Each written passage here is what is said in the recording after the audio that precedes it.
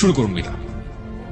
আমি পেছন থেকেই বলছি, আমার মা খুব সুন্দরী ছিলেন, বয়স খুব কম ছিল, 10-11 বছর হবে। তো মা সংসার ব্যাপারে কিছু বুঝতো না। তো বাবার একটু আমার মার সাথে রাগারাগি ছিল না, দাদাকে খুব ইয়ে করতো যে তুমি কেন আমাকে এত ছোট একটা মেয়ে বিয়ে দিয়েছো যে সংসার ব্যাপারে কিছু বুঝে না।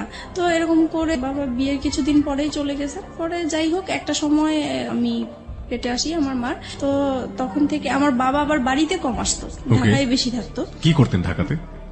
ঢাকায় তখন সে ওই যে হোটেলে চাকরি করতেন। জি।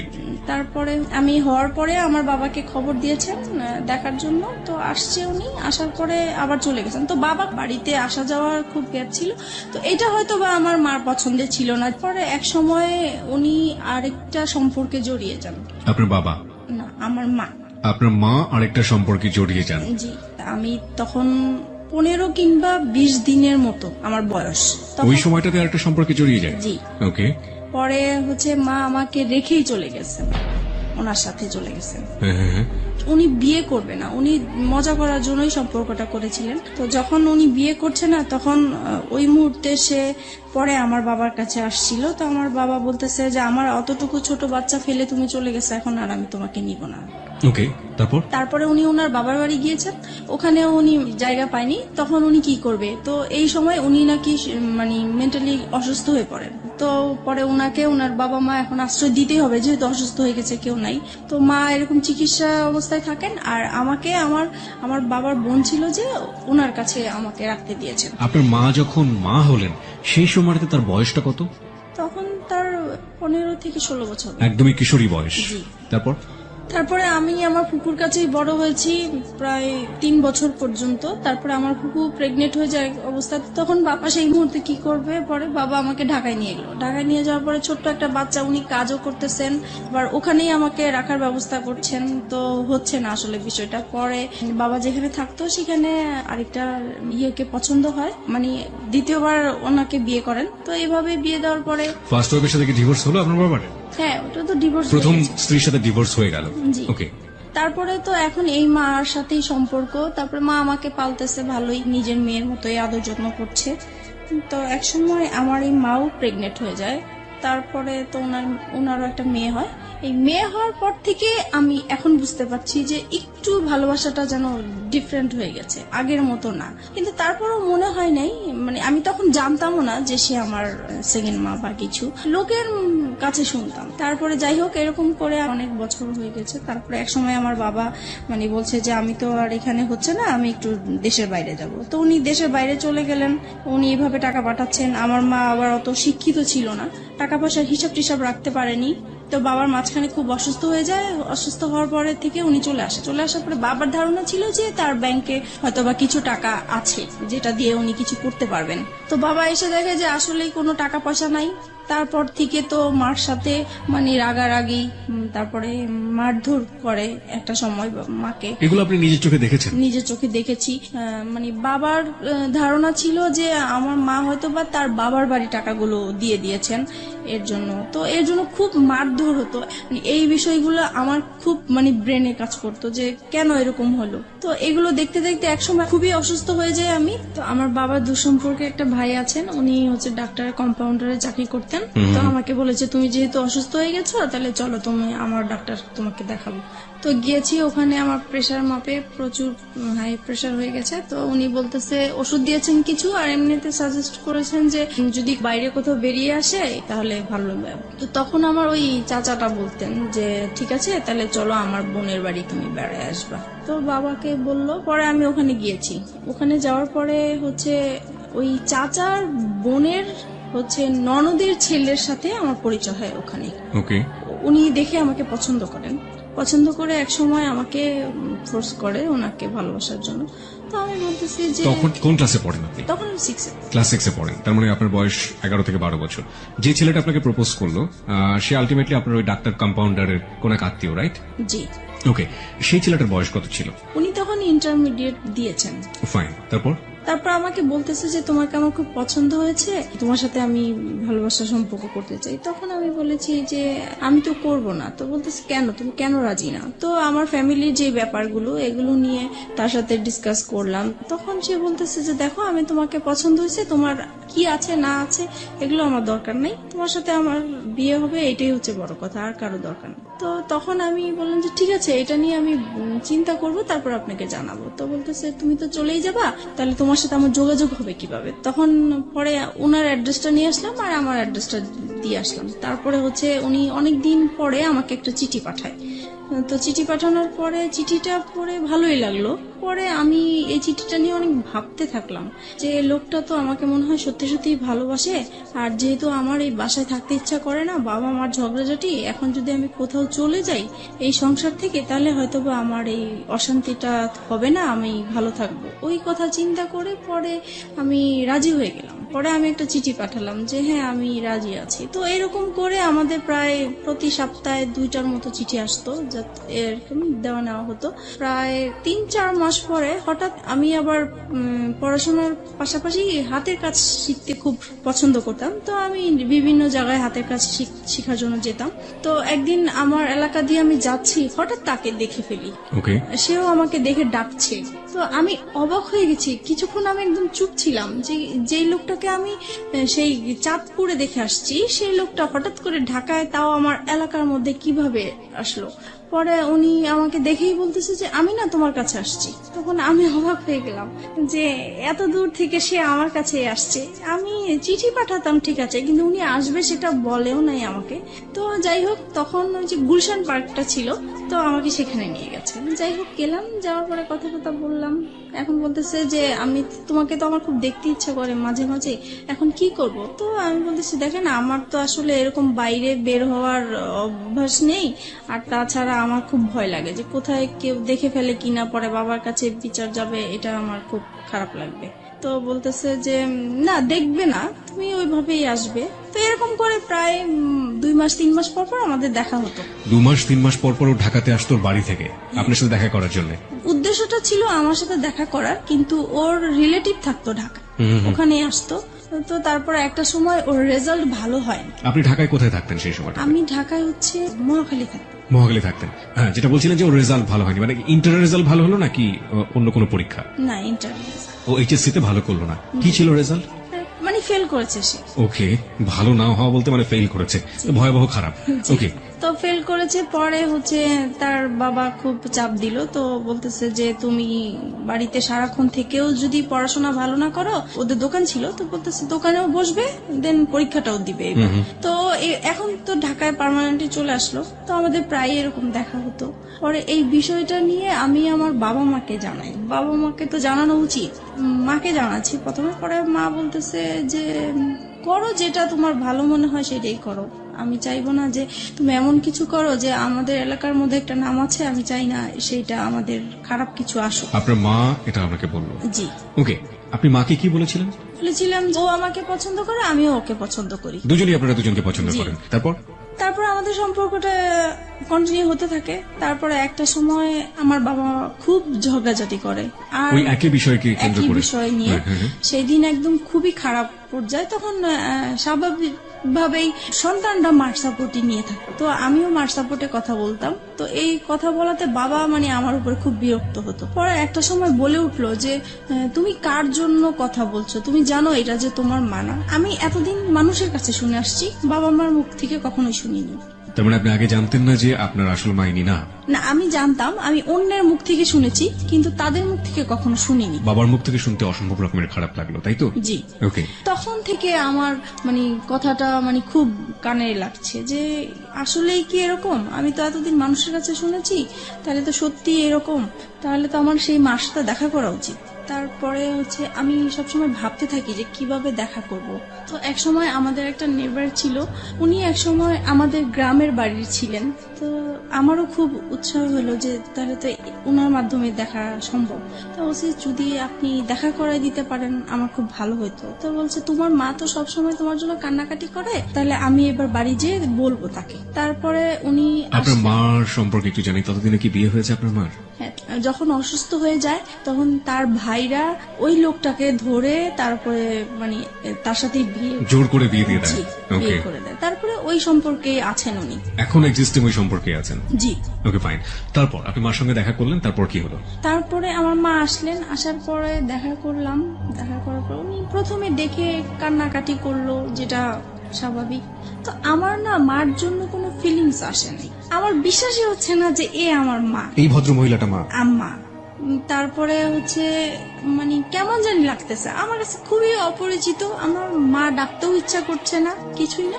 তারপরে উনি আমাকে লাস্টে বললো, শুধু এটাই বললো যে তোমাকে আমি আমার ইচ্ছে করে ফেলে আসি নাই, আমার কিছু সমস্যা ছিল এই কারণে ফেলে আসছি। আমি তাকে কোশ্চেন করেছিলাম, আপনার মাকে আপনি কোশ্চেন করলেন প্রথম দেখাতে, তুমি আমাকে কেন ফেলে এসেছিলে? কেন ফেলে আসছি? তখন আপনার মা এই উত্তরটা দিয়েছিল। হ্যাঁ, তখন বলেছে আমি বাধ্য হয়েছিলাম। যে যাই হোক, উনি ওনার মতো বললো, কিন্তু তারপরও আমার মার জন্য আমার কোনো ফিলিংস কাজ করলো না। তারপরে উনি লাস্ট যে কথাটা বলেছেন যে তুমি একবার শুধু আমাকে মা ডাকো। তা আমি অনেক চেষ্টা করেছি কিন্তু পারিনি, ডাকার জন্য পারিনি, কারণ আমি তো তাকে কখনো দেখিই নেই। কিভাবে তাকে মা ডাকবো? হুট করে তো আর মা ডাকা যায় না। তারপরে হোক ডাকিনি, তো আমি বলছি যে আপনার সাথে যদি আমার যোগাযোগ থাকে তাহলে আমি একসময় হয়তো বা আমার মুখ থেকে শুনতে পাবেন, কিন্তু এখন আমি বলতে পারবো না। তারপরে আমি বাসায় চলে আসি। বাসায় আসার পরে আমি ওই যার মাধ্যমে আমার মাকে পরিচয় হয়েছে, তো উনাকে বলে দিছি যে আমি যে আমার এই মার সাথে দেখা করেছি এটা আমার এই মার কাছে বলবেন না, ইভেন কি আমার বাবার সাথেও বলবেন না। তো উনি বলছে ঠিক আছে, তুমি জানাতে না চাইলে বলবো না। তো আমিও জানাই না এই বিষয়টা, এইভাবেই আছে। তো আর কখনোই মনে হয় নাই যে আমার মার সাথে আমি দ্বিতীয়বার দেখা করি বা কথা বলি, এরকম কখনোই আমার ফিলিংস আসে নাই। তারপরে একটা সময় বাবার এরকম আরো বেশি জ্বালাচ্ছে, অশান্তি করছে। তারপরে চিন্তা করলাম যে বিয়ে করে ফেলি, তাহলে চলে গেলে আর বাবা মার এই ঝগড়াঝাটি দেখতে হবে না। তখন আপনার বয়স কত? তখন 14-15 হবে। ওই ছেলেটার সাথে এই চিন্তা ভাবনা করছেন, জি, এবং পরিবার থেকে এই ধরনের অশান্তি থেকে বের হয়ে যাওয়ার বের জন্য হওয়ার জন্য। এই ধরনের প্ল্যান। জি। ওই ছেলেটাকে কি মনে প্রাণে তখন ওই ছেলেটার প্রতি এক ধরনের এফেক্টেড হয়ে যাওয়া, একদম অদ্ভুত রকমের ভালো লাগা, ওকে দেখলে না দেখলে ভালো লাগে না, একেবারে মজে আছেন ওর প্রেমে, এরকম একটা ব্যাপার কি ছিল? এইরকম কিছু ছিল, কিন্তু আমার বেশি কাজ করতে হলো যে এখান থেকে আমাকে বের হতে হবে, ওকে, সেটা যে কোনো ভাবেই হোক না কেন। যে কোনো ভাবেই হোক। কেন বেরোতে হবে? কারণ এখানে যে মা বাবা ঝগড়াঝাটি করছে, এগুলো আমি যত দেখছি ততই আমি অসুস্থ হয়ে পড়ছি। যে আপনি চেষ্টা করছিলেন যে কোনো ভাবেই হোক না কেন আপনার এই পরিবার, যে পরিবারে আপনি বড় হয়েছেন, সেই পরিবার থেকে যে কোনো ভাবে বের হয়ে যাওয়া। তারপরে আমি ওকে বললাম বিয়ের কথা। তো সে বললো যে এখন বিয়ে করব, এখন তো আমি নিজের পায়ে এখনো দাঁড়াতেই পারিনি। তো আমি বলছি যে দেখো, এখন আমাকে এখান থেকে বের হতেই হবে। তো সে বললো যে ঠিক আছে, আমি আমার বাবা মাকে বিষয়টা জানাই। তো সে তার বাবা মাকে জানিয়েছে। তো ওনারা প্রথমে রাজি হয়নি, পরে ও একটু রাগারাগি করলো ফ্যামিলিতে। তখন ওর বাবা এক সময় মেনে নিল যে ঠিক আছে, তুমি যেটা বলছো সেটা, তবে আমরা যাব, কথা বলবো ওদের সাথে। তারপরে ততদিনে ও তো ওর বাবার দোকানে বসে কাজ করছে এবং পাশাপাশি পড়াশোনা করছে, ইন্টারমিডিয়েট ফেল করেছে সব গৌরবে, তাই তো? ওকে। তখন তারপরে আমি বললাম যে না, আমি এটা ফ্যামিলিগতভাবে করতে চাচ্ছি না। তখন বলছে কেন? বলতেছে এখানে অনেকগুলো প্রবলেম আছে, আমি তো তোমাকে আগেই বলেছি যে আমার বাবার টাকা পয়সা নাই, সে অনুষ্ঠান করে বিয়ে দিতে পারবে না। তারপরে বলতেছে দেখো, বাবা মা এখন চাচ্ছে, কি করব। পরে আমি বলতেছি দেখো, এখন যদি আমাকে তুমি ভালোবেসে থাকো, বিয়ে যদি করতে হয় একা করতে হবে, কারণ আমি আমার বাবার অবস্থা জানি, আমি নতুন করে অশান্তি দিতে পারবো না। তখন সে রাজি হয়ে গেল বিষয়টা। তো আমরা একদিন ঘুরতে গিয়েছিলাম, ওখান থেকে হঠাৎ করে সে আমাকে কাজে অফিসে নিয়ে যায়। আমিও জানতাম না যে আজকে আমার বিয়ে হবে। তারপরে হচ্ছে বিয়ে করে ফেলি। তখন আমার 18 বছর হয়নি, কিন্তু ওখানে 18 বছর দেওয়া হয়েছে। 3 লাখ টাকা কাবিননামা হয়। বিয়ে করার পরে এখন ওর বাবা মার কাছে জানিয়েছে। ওর বাবা মা বলছে আমরা যেখানে রাজি হয়েছিলাম তুমি সেখানে একা কেন করতে গেলে, রাইট? তারপরে বলতেছে তাহলে তুমি আমার বাড়িতে আর উঠবা না। তো এখন ও কোথায় যাবে? পরে কি করব, আমি আমাদের বাসায় নিয়ে আসলাম। পরে মাকে বলেছি, বাবাকে বলছি, কারণ তাদের, আমার মনে হচ্ছে তারা খুশি হয়েছে, যেহেতু তাদের কোনো টাকা পয়সা খরচ হচ্ছে না। তারপরে যাই হোক, আমরা ওখানেই ছিলাম প্রায় 2-3 মাস। পরে আমার হাজবেন্ডের খালা আছে, বড় খালা, ওরা সবাই ওই খালার কথা শুনেই চলে। তো ওনাকে জানিয়েছে বিষয়টা। তো উনি ওর বাবাকে যেভাবেই হোক ম্যানেজ করেছে। 2-3 মাস পরে আমাকে মেনে নেওয়া হয়। পরে আমি ওর সাথে চাঁদপুরে চলে গেলাম। আমার শ্বশুর মানে মেনে নিতে হবে দেখেই মেনে নেওয়া, কিন্তু মন থেকে যে মেনে নেওয়া সেটা আসলে হয়নি। ওনাকে সালাম করলে কখনোই সালামের উত্তর নিত না। তাছাড়া আমার সাথে কথা বলতো না। তারপরে আমি যদি ভাত বাড়তে যেতাম টেবিলে, উনি কখনোই খেতে আসতো না। আর সারাক্ষণ ওনার ছেলেকে বকা, এমনকি আমার সামনে মারতেও গিয়েছে যে কেন তুমি এরকম মেয়ে বিয়ে করলা। বড় ছেলে নিয়ে সবারই একটা আশা ছিল। তারপর হয়েছে যেটা এখন শাশুড়ি কেমন ব্যবহার করতো, বাকি মেম্বার যারা ছিল তারা কেমন ব্যবহার করতো? মোটামুটি ভালোই ছিল, কিন্তু শাশুড়ি ননদ এরা সবসময় আমাকে ভুল ধরার চেষ্টা করতো। আচ্ছা, তাদের মন পাওয়ার জন্য আমি সবকিছু কাজ করেছি, তারপরেও সব সময় ভুল ধরতেই থাকতো। এক সময় হয়েছে কি, বড় ধরনের একটা ঝগড়া হয়েছে। সেটা হচ্ছে আমার শ্বশুর শাশুড়িরা ওনারা চিটাগাং গিয়েছে বেড়ানোর জন্য। যেহেতু ঢাকায় বড় হয়েছি, পুকুর দেখে আমার খুব ইচ্ছা হয়েছে যে আমি একটু পুকুরে গোসল করবো। ওকে। ওনাদের বাড়ির কেউ আবার পুকুরে গোসল করেন, ওনারা খুব পর্দাশীল মানুষ। ছেলের বউ কেন পুকুরে গোসল করবে, কিন্তু পুকুরটা চারপাশে ঢাকা ছিল। ওকে। তারপরেও মানে পুকুরটা পর্দাসীন পুকুর। জি, তারপরে ওখানে আমি গোসল করেছি। আমার দেবরটা হচ্ছে কি, মানে আমার সাথে এরকম আচরণ করতে মনে হয় যে আমার ভাসুর, সে আমাকে পরিচালনা করবে।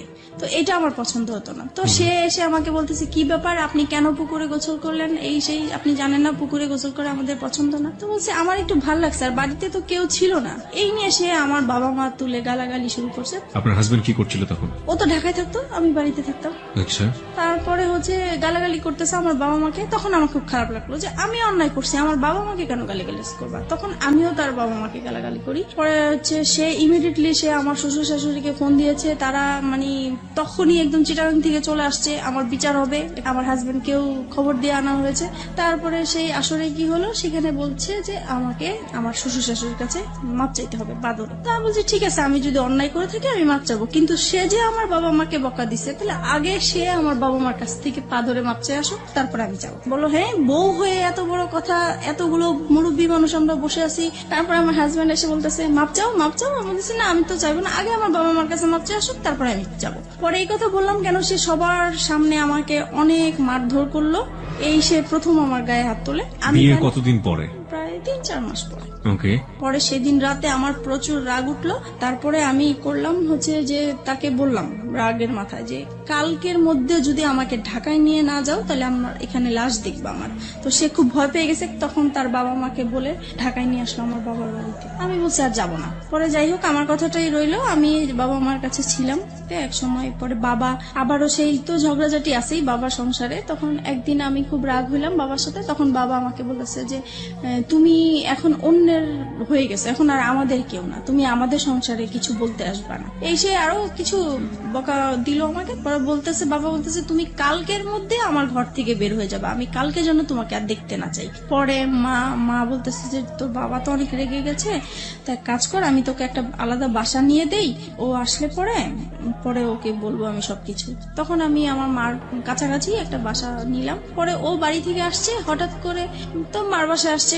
এখন দেখতেছে আমি নাই। তো মাকে জিজ্ঞেস করলো কি ব্যাপার, ও কোথায়? তো বলতেছে ও তো আলাদা বাসা নিয়েছে। তখন তো সে খেপে গেল, হ্যাঁ কেন সে বাসা নিবে? সে তো আমাকে বলেছিল যে তার বাবার বাড়ি অন্তত 2 থেকে 3 বছর থাকবে, তারপরে সে আলাদা কিছু করবে। এখনই সে করলো, আমার তো কিভাবে কি করব আমি।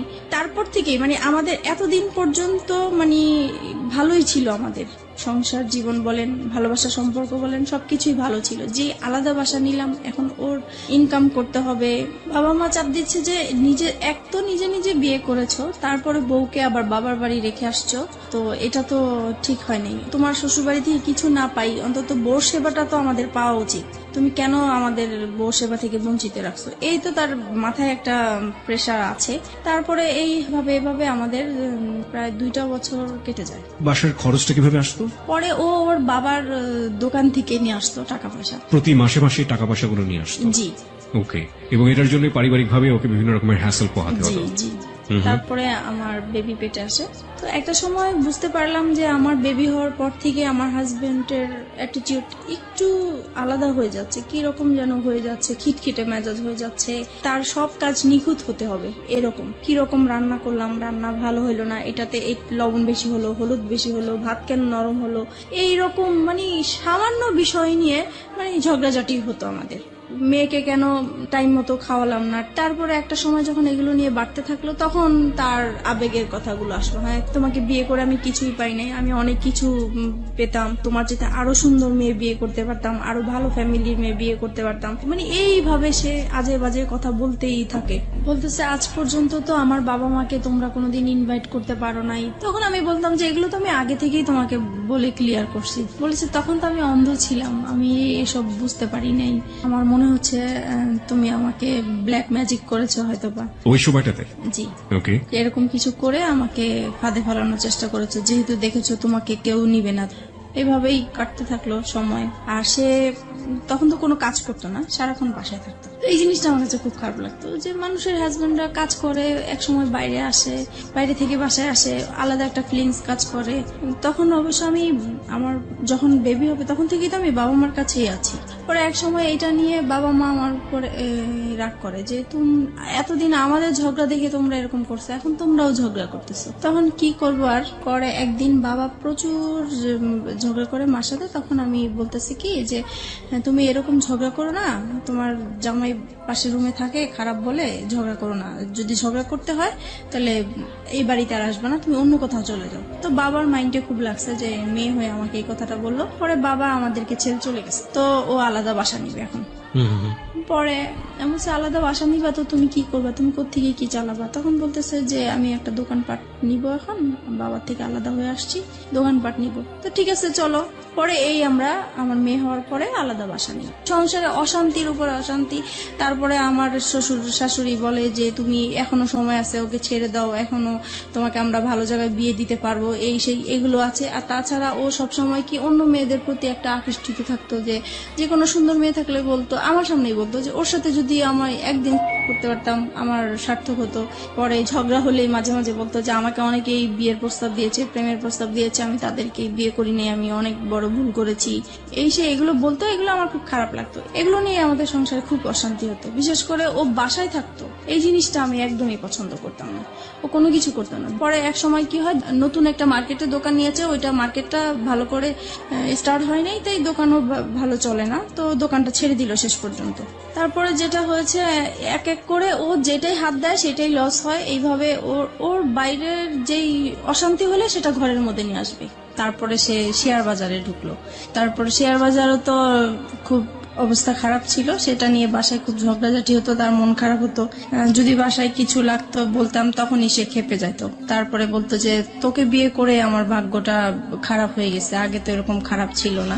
একটা জিনিস যেটা আমি বুঝতে পারছি মিতা, সেটা হচ্ছে যে ভেরি ক্রিটিক্যাল মোমেন্ট যাচ্ছে আপনাদের সংসারে। জি। অভাব-অনটন রয়েছে, মনোমালিন্য আসছে, কিছুদিন পরপরই ঝগড়াঝাটি হচ্ছে, এবং বয়স তো দুজনের কমই আছে, গাইডেন্স করার মতো কেউ নেই ওখানে, এবং একের পর এক ভুলের জন্ম হচ্ছে, তাই তো? ওকে, তারপরে যেটা হচ্ছে, আর আরেকটা জিনিস, ওর আর আমার ঝগড়াঝাটি হলে মারামারি হয়, ঠিক আছে, ও আমাকে বকে, আমি ওকে বকি, কিন্তু আমার কথা হলো যে আমরা ঝগড়াঝাটি করব সেটা আমাদের ভিতরেই থাকবে। ও কি করে, সাথে সাথে ওর বাবা মাকে ফোন দিয়ে দিবে যে এরকম এরকম হচ্ছে, ওর সাথে আর আমার হচ্ছে না, তোমরা কি করবা, এসে করো, এই আর কি। এটা নিয়ে অশান্তি থাকে। তারপরে আমি যদি কম্প্রোমাইজের জায়গাতে আছি, লাইক একটা যেটা হচ্ছে যে এক হাতে তো কখনো তালি বাজে না। আপনি একটু আগেই বললেন যে আপনিও ঝগড়া করতেন, ও করতো, দুজনে মিলেই ঝগড়া হতো, কিন্তু কথা হচ্ছে যে যদি কম্প্রোমাইজের জায়গাতে আসি, যে সফট হওয়া, আগে থেকে একটু কম্প্রোমাইজ করে নেয়া, পরিস্থিতিটাকে শান্ত করা, সেই কাজটা সবচেয়ে বেশি কে করতো? কেউ করতাম না, মানে আপনি হয়ে যেত। আমি কথা না বলার চেষ্টাই করতাম, কিন্তু ও এসে আমার রাগ ভাঙাতো। তার মানে ওই আপনাকে রাগ ভাঙানোর চেষ্টা করতো। এটা নিঃসন্দেহে তার একটা ভালো গুণ। কারণ রাগ করাটা খুব সহজ, কিন্তু রাগ ভাঙানো কিন্তু খুবই খুবই কঠিন একটা ব্যাপার, এবং সেটা নিজেকে স্যাক্রিফাইস করে চেষ্টাটা যারা করে, আমি মনে হয় যে এটা একটা স্পেশাল গুণ তাদের। ওকে, তারপরে আমি কথায় কথায় ওকে বলতাম যে তুমি আমাকে ডিভোর্স দাও। ও ডিভোর্স দিতে চাইতো না, তো সেজন্য ওর বাবা আমাকে বলছে, তখন বলছে যে ঠিক আছে, তুমি আরেকটা বেবি নাও, তাহলে 2টা বেবি হয়ে গেলে ও ব্যস্ত থাকবে, তখন আর কোথাও যাওয়ার কথাও বলবে না। তো সেই হিসাবে আমাদের আরেকটা বেবি হয়। আমার ইচ্ছা ছিল না বেবিটা নেওয়ার, ওর ইচ্ছাতেই বেবিটা নেওয়া হলো। ওর মামার বাসা পাশে ছিল, ওর মামার বাসাতে আমরা আমার হসপিটাল থেকে এসে সরাসরি মামার বাসায় উঠলাম। আমার বোন তখন এসএসসি পরীক্ষা দিচ্ছে, মাঝখানে ওর কিছু গ্যাপ ছিল, তো সেই গ্যাপের মাঝে আমার কাছে আসছে। আবার অনেক গেস্টও আসছে, জায়গা ছিল না। তো আমার হাজবেন্ড বলতেছে কি যে এখানে তো জায়গা নেই, ওকে নিয়ে আমি আমাদের বাসায় চলে যাব। কথা ছিল খাওয়া দাওয়া করে সবাইকে নিয়ে যাবে, কিন্তু সে আমার বোনকে খাইয়ে টাইয়ে নিয়ে আগেই চলে গেছে। তারপর যাই হোক এরকম গিয়েছে, হঠাৎ করে সে আর কি মানে আমার বোনের সাথে সে একটা অনৈতিক কাজ করতে গিয়েছিল, সেটা আমি বুঝতে পারি নাই, আমি 3 মাস পর জানতে পেরেছি। আপনি 3 মাস পরে এটা জানতে পারেন? কিভাবে জানতে পারেন? আমি ও আসতো না তো, গ্যাপ ছিল, তখন আমি জিজ্ঞেস করছি কি ব্যাপার, ও আমার বাসায় আসে না কেন, আমি তো এরকম কিছু করি না যে ও আসা বন্ধ করে দিবে। তখন মা বলতেছে যে ও আর যাবে না তোমাদের বাসায়। তখন আমি বললাম যে কেন যাবে না, তখন সে কথাই বললো আর কি। তার মানে আপনার বোন গিয়ে আপনার মাকে বলেছিল, এবং পরবর্তীতে আপনার মা আপনি জিজ্ঞেস করার প্রেক্ষাপটে আপনাকে এটা বলেছিল। এই যে ঘটনাটা যখন আপনার হাজবেন্ড এরকম কাজ করলো, তখন আপনাদের সাথে মানসিক যে সম্পর্ক হাজবেন্ড ওয়াইফের মধ্যে, সেই সম্পর্ক কি অবস্থায় ছিল? তখন তো খারাপ ছিল, খুব খারাপ অবস্থায় ছিল। জি। ওকে, তারপরে এটা জানার পরে আমি ওকে প্রশ্ন করলাম যে তুমি এরকম কিছু করেছো কিনা, তো সে বলতেছে যে না, আমি এরকম কিছুই করি নাই। তারপরে সে উল্টা আমাদেরকে বলতেছে যে তোমার মা তোমার বোনের নামে আমি মানহানি মামলা করব, কেন তোমরা আমার নামে এরকম কিছু করেছো। তখন আমি মানে অবাক হয়ে গেলাম যে সে অন্যায়টা করলো, তারপরও স্বীকার করতেছে না। আর আমার মা বোন কখনোই মিথ্যা বলবে না, আর নিজের মান সম্মান নিয়ে তো কখনোই মিথ্যা বলার প্রশ্নই আসে না। তারপর এক সময় আমি আত্মহত্যা করার চেষ্টা করলাম, মানে বাসা থেকে বের হয়ে যাচ্ছি, রাগ হয়ে যে তার সাথে আমি আর থাকবো না, সে এরকম একটা কাজ করতে পারলো। তারপরে আমি যখন বাসা থেকে বের হয়ে যাচ্ছিলাম, তখন সে আমার হাতে পায়ে ধরে মাপ চাইলো, বলতেছে সরি আমার ভুল হয়ে গেছে, আমি আর এরকম কিছু করব না, কিন্তু তুমি কাউকে বলো না, আমার আত্মীয় স্বজন কাউকেই বলবা না তুমি। তারপরে যাই হোক আমি আবারও সংসার এইভাবেই করতে থাকলাম। তো কিন্তু আমি যতই মানে চেষ্টা করতেছি সংসার করার জন্য, যতই অশান্তি হোক না কেন, কিন্তু সে একের পর এক ঝগড়াঝাটি অশান্তি আছে। আমার পরে লাস্টের দিক দিয়ে আর ভাল লাগলো না, প্রচুর মারামারি হতো আমাদের। আপনিও মারতেন? আমিও মারতাম, দুজন মিলে মারামারি করতেন? জি। ওকে। তারপরে এরকম অশান্তি ভাল লাগতো না, মন সবসময় খারাপ থাকতো। তাছাড়া মানে আর আমার ও খুব বেশি যন্ত্রণা করতো, আমি নাকি বেশি ঘুমাই, আমি খুব অলস, ঘরে কাজ করতে চাই না, ঘুমালে উঠতে চাই না। তারপরে টিভি দেখি আমি খুব বেশি, আমার খুব বাজে অভ্যাস, আমার জন্য আমার সন্তানরাও নষ্ট হয়ে যাচ্ছে, এগুলো নিয়ে খুব। আপনারা যে মারামারি করতেন আপনাদের ছেলেমেয়েদের সামনেই মারামারি করতেন? হ্যাঁ, সামনেই করতাম। ওরা খুব ভয় পেত, কান্নাকাটি করতো, কিন্তু কিছু করার ছিল না, হয়ে যেত। ফিরে যাচ্ছি মিতার কাছে। মিতা, তারপর কি হলো? পরে এক সময় রোজার ঈদ সামনে আসলো, ঈদের শপিং করা নিয়ে আবার আমাদের খুব ঝগড়া হলো, মাঝখানে মারামারি এইরকমই। আর সে সব সময় ঈদের সময় সে বাড়িতে যায় ঈদ করে, আর আমি বাচ্চাদেরকে নিয়ে ঢাকায় ঈদ করি। আমি বাড়িতে যেতে চাই না, বাচ্চারাও বাড়িতে যেতে চায় না, তাই আমাদের আর যাওয়া হয় না। কিন্তু সে তার বাবা মার সাথে ঈদ করবে, সেজন্য প্রত্যেকটা ঈদই সে তার বাবা মার সাথেই করে। আমরা বেশি দামি দামি জিনিস চাই, আগে কম দামি জিনিস পরেছি, এখন কেন উপরের দিকে নজর আমার, এইভাবে ঝগড়াঝাটি হয়। তারপর সে বাড়িতে চলে যায়। অশান্তির জন্য আমি ভালো লাগতো না দেখে তাই একটু হাতের কাজ করা শুরু করেছিলাম। তো হাতের কাজের বিজ্ঞপ্তি দিয়েছিলাম, বিজ্ঞপ্তির জন্য আমার মোবাইল নাম্বারটা শো করা হয়েছিল একটা কাগজে, লিফলেট। জি। তারপরে ওগুলা শেখানোর জন্য নাম্বার দিয়েছিলাম। তো আমি ভাবছি ওখান থেকে হয়তোবা ফোন টোন এসছে, তো রিসিভ করেছি। একটা লোক আর কি এরকম দুষ্টামি করতেছে, কথা বলতেছে। তো আমি বলছি আপনি কিসের জন্য ফোন করেছেন? বলতেছে এমনি আমার ভালো লেগেছে তাই ফোন করছি। তো আমি পরে ফোনটা রেখে দিছি, আমি আর কথা বলি নাই। তো উনি প্রায় এরকম 2-3 দিন ফোন দিত। তারপরে এক সময় বলতেছে যে আসলে আমি আপনার সাথে ফ্রেন্ডশিপ করতে চাই। সেই সময় কি আমার তো মন মেজাজ খারাপ ছিল, ভালো লাগতো না। তখন কেন জানি হঠাৎ করে মনে হয়েছে যে সে শুধু ফ্রেন্ডশিপ করতে চায়, কথাই বলতে চায়, তাই কথা বললে সমস্যা কি। সপ্তাহখানিক কথা বলেছি পরে একদিন সে আমাকে বলতেছে কি যে আপনাকে আমি দেখতে চাই একটু। যাই হোক আমরা রাজি হয়েছি দেখা করার জন্য, দেখা করতে গিয়েছে আমার বাসায়। এক সপ্তাহের মধ্যে আপনি রাজি হয়ে গেলেন?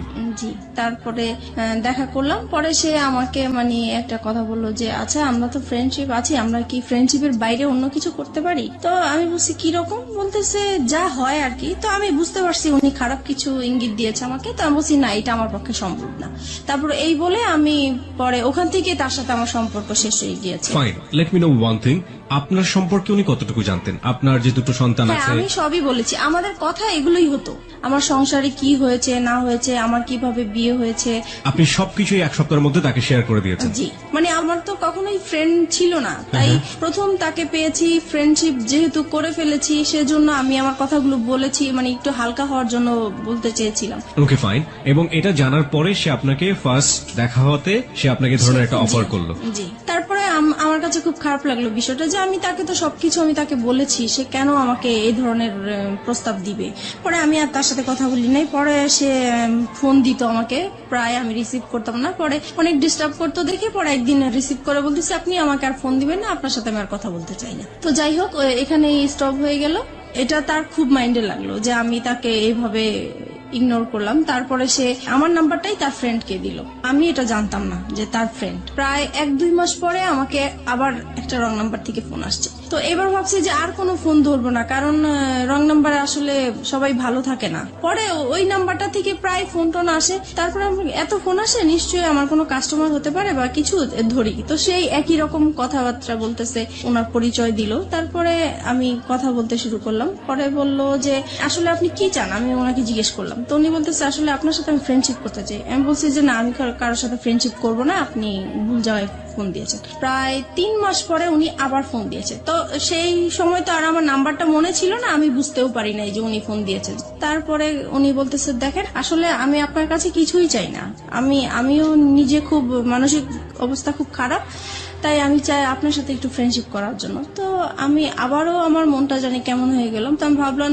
ঠিক আছে, দেখি, সবাই তো আর খারাপ হতে পারে না, কথা বলে দেখি। তো এইভাবে ওনার সাথে কথা বলতে বলতে প্রায় 1 সপ্তাহ হয়ে গেছে কথা বলছি। 1 সপ্তাহ পরে ও আবার বাড়ি থেকে চলে আসছে পরে আমি মোবাইলটা অফ করে রাখছি, যে জানি এখন যদি ফোন আসে আমি রিসিভ করলে সমস্যা হবে। তো আমি 2 দিন আমার ফোনটা অফ ছিল। পরে এক সময় ও কাজের জন্য বাইরে যায়, পরে আমি ফোনটা খুলি, খোলার পরে সেই ফোনটা আবার আসে। পরে আমাকে বলতেছে দেখেন আপনি 2 দিন ফোনটা অফ করে রেখেছেন, আমার আসলে খুবই খারাপ লাগতেছে, আমি আপনার প্রেমে পড়ে গেছি, মানে এরকম করে বলতেছে। তো আমার কাছে কেমন জানি বিষয়টা লাগলো। তো আমি আর কিছু বলি নাই, আমি ভাবছি কি হয়তো বা দুষ্টামি করে বলে, অনেকে তো দুষ্টামি করে বলে, সেই রকম হয়তো বা বলে। তারপরে যাই হোক, রাতে আবার ফোন দিয়েছে উনি, এখন তো আপনাকে আমার খুবই দেখতে ইচ্ছা করতেছে, আমার খুবই খারাপ লাগতেছে। তখন আমি বললাম যে দেখেন আমি তো দেখতে সুন্দর না, আর আমাকে দেখলেও আপনার পছন্দ হবে না, আপনি যেহেতু ভার্সিটিতে পড়েন, আপনি খুবই স্মার্ট, আমি আপনার পাশে একদম মানানসই হবো না, রাস্তায় দেখলে মানুষ হাসবে, মানে আমি এরকম করে বলতেছি যেন সে মানে আমার দেখার ইচ্ছাটা না জাগে। ওনার নামটা কি ছিল? ওনার নাম রাসেল ছিল।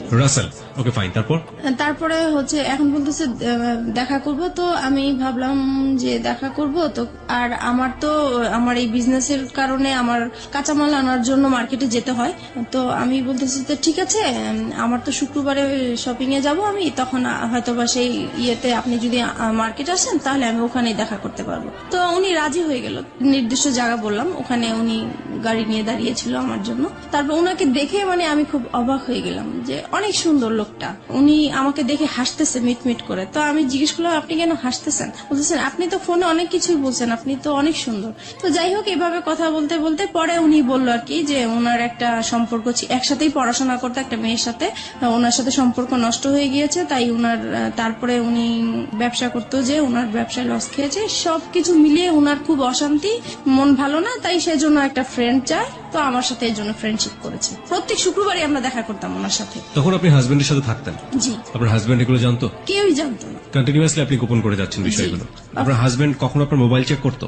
না, কখনোই চেক করতো। আচ্ছা, আপনি যে কথাগুলো বলতেন সেই সময়টা থেকে আপনার সন্তানরা আপনার পাশে থাকতো? না, কারণ ওরা তখন, আমার বড় বেবি তখন স্কুলে পড়তো, আর ছোটটা তো একদমই ছোট ছিল। তারপরে আপনি নীরবে নিভৃতে একা তার সাথে কথা বলতেন। জি। প্রিয় শ্রোতা, গ্রাফটা একটু আবিষ্কার করার চেষ্টা করছি, এবং এটা এমন একটি ঘটনা যেটা সমাজে একেবারেই ঘটে না তা না, হ্যাঁ, এবং একেবারে যে হরহামেশা ঘটে তাও না, ঠিক আছে?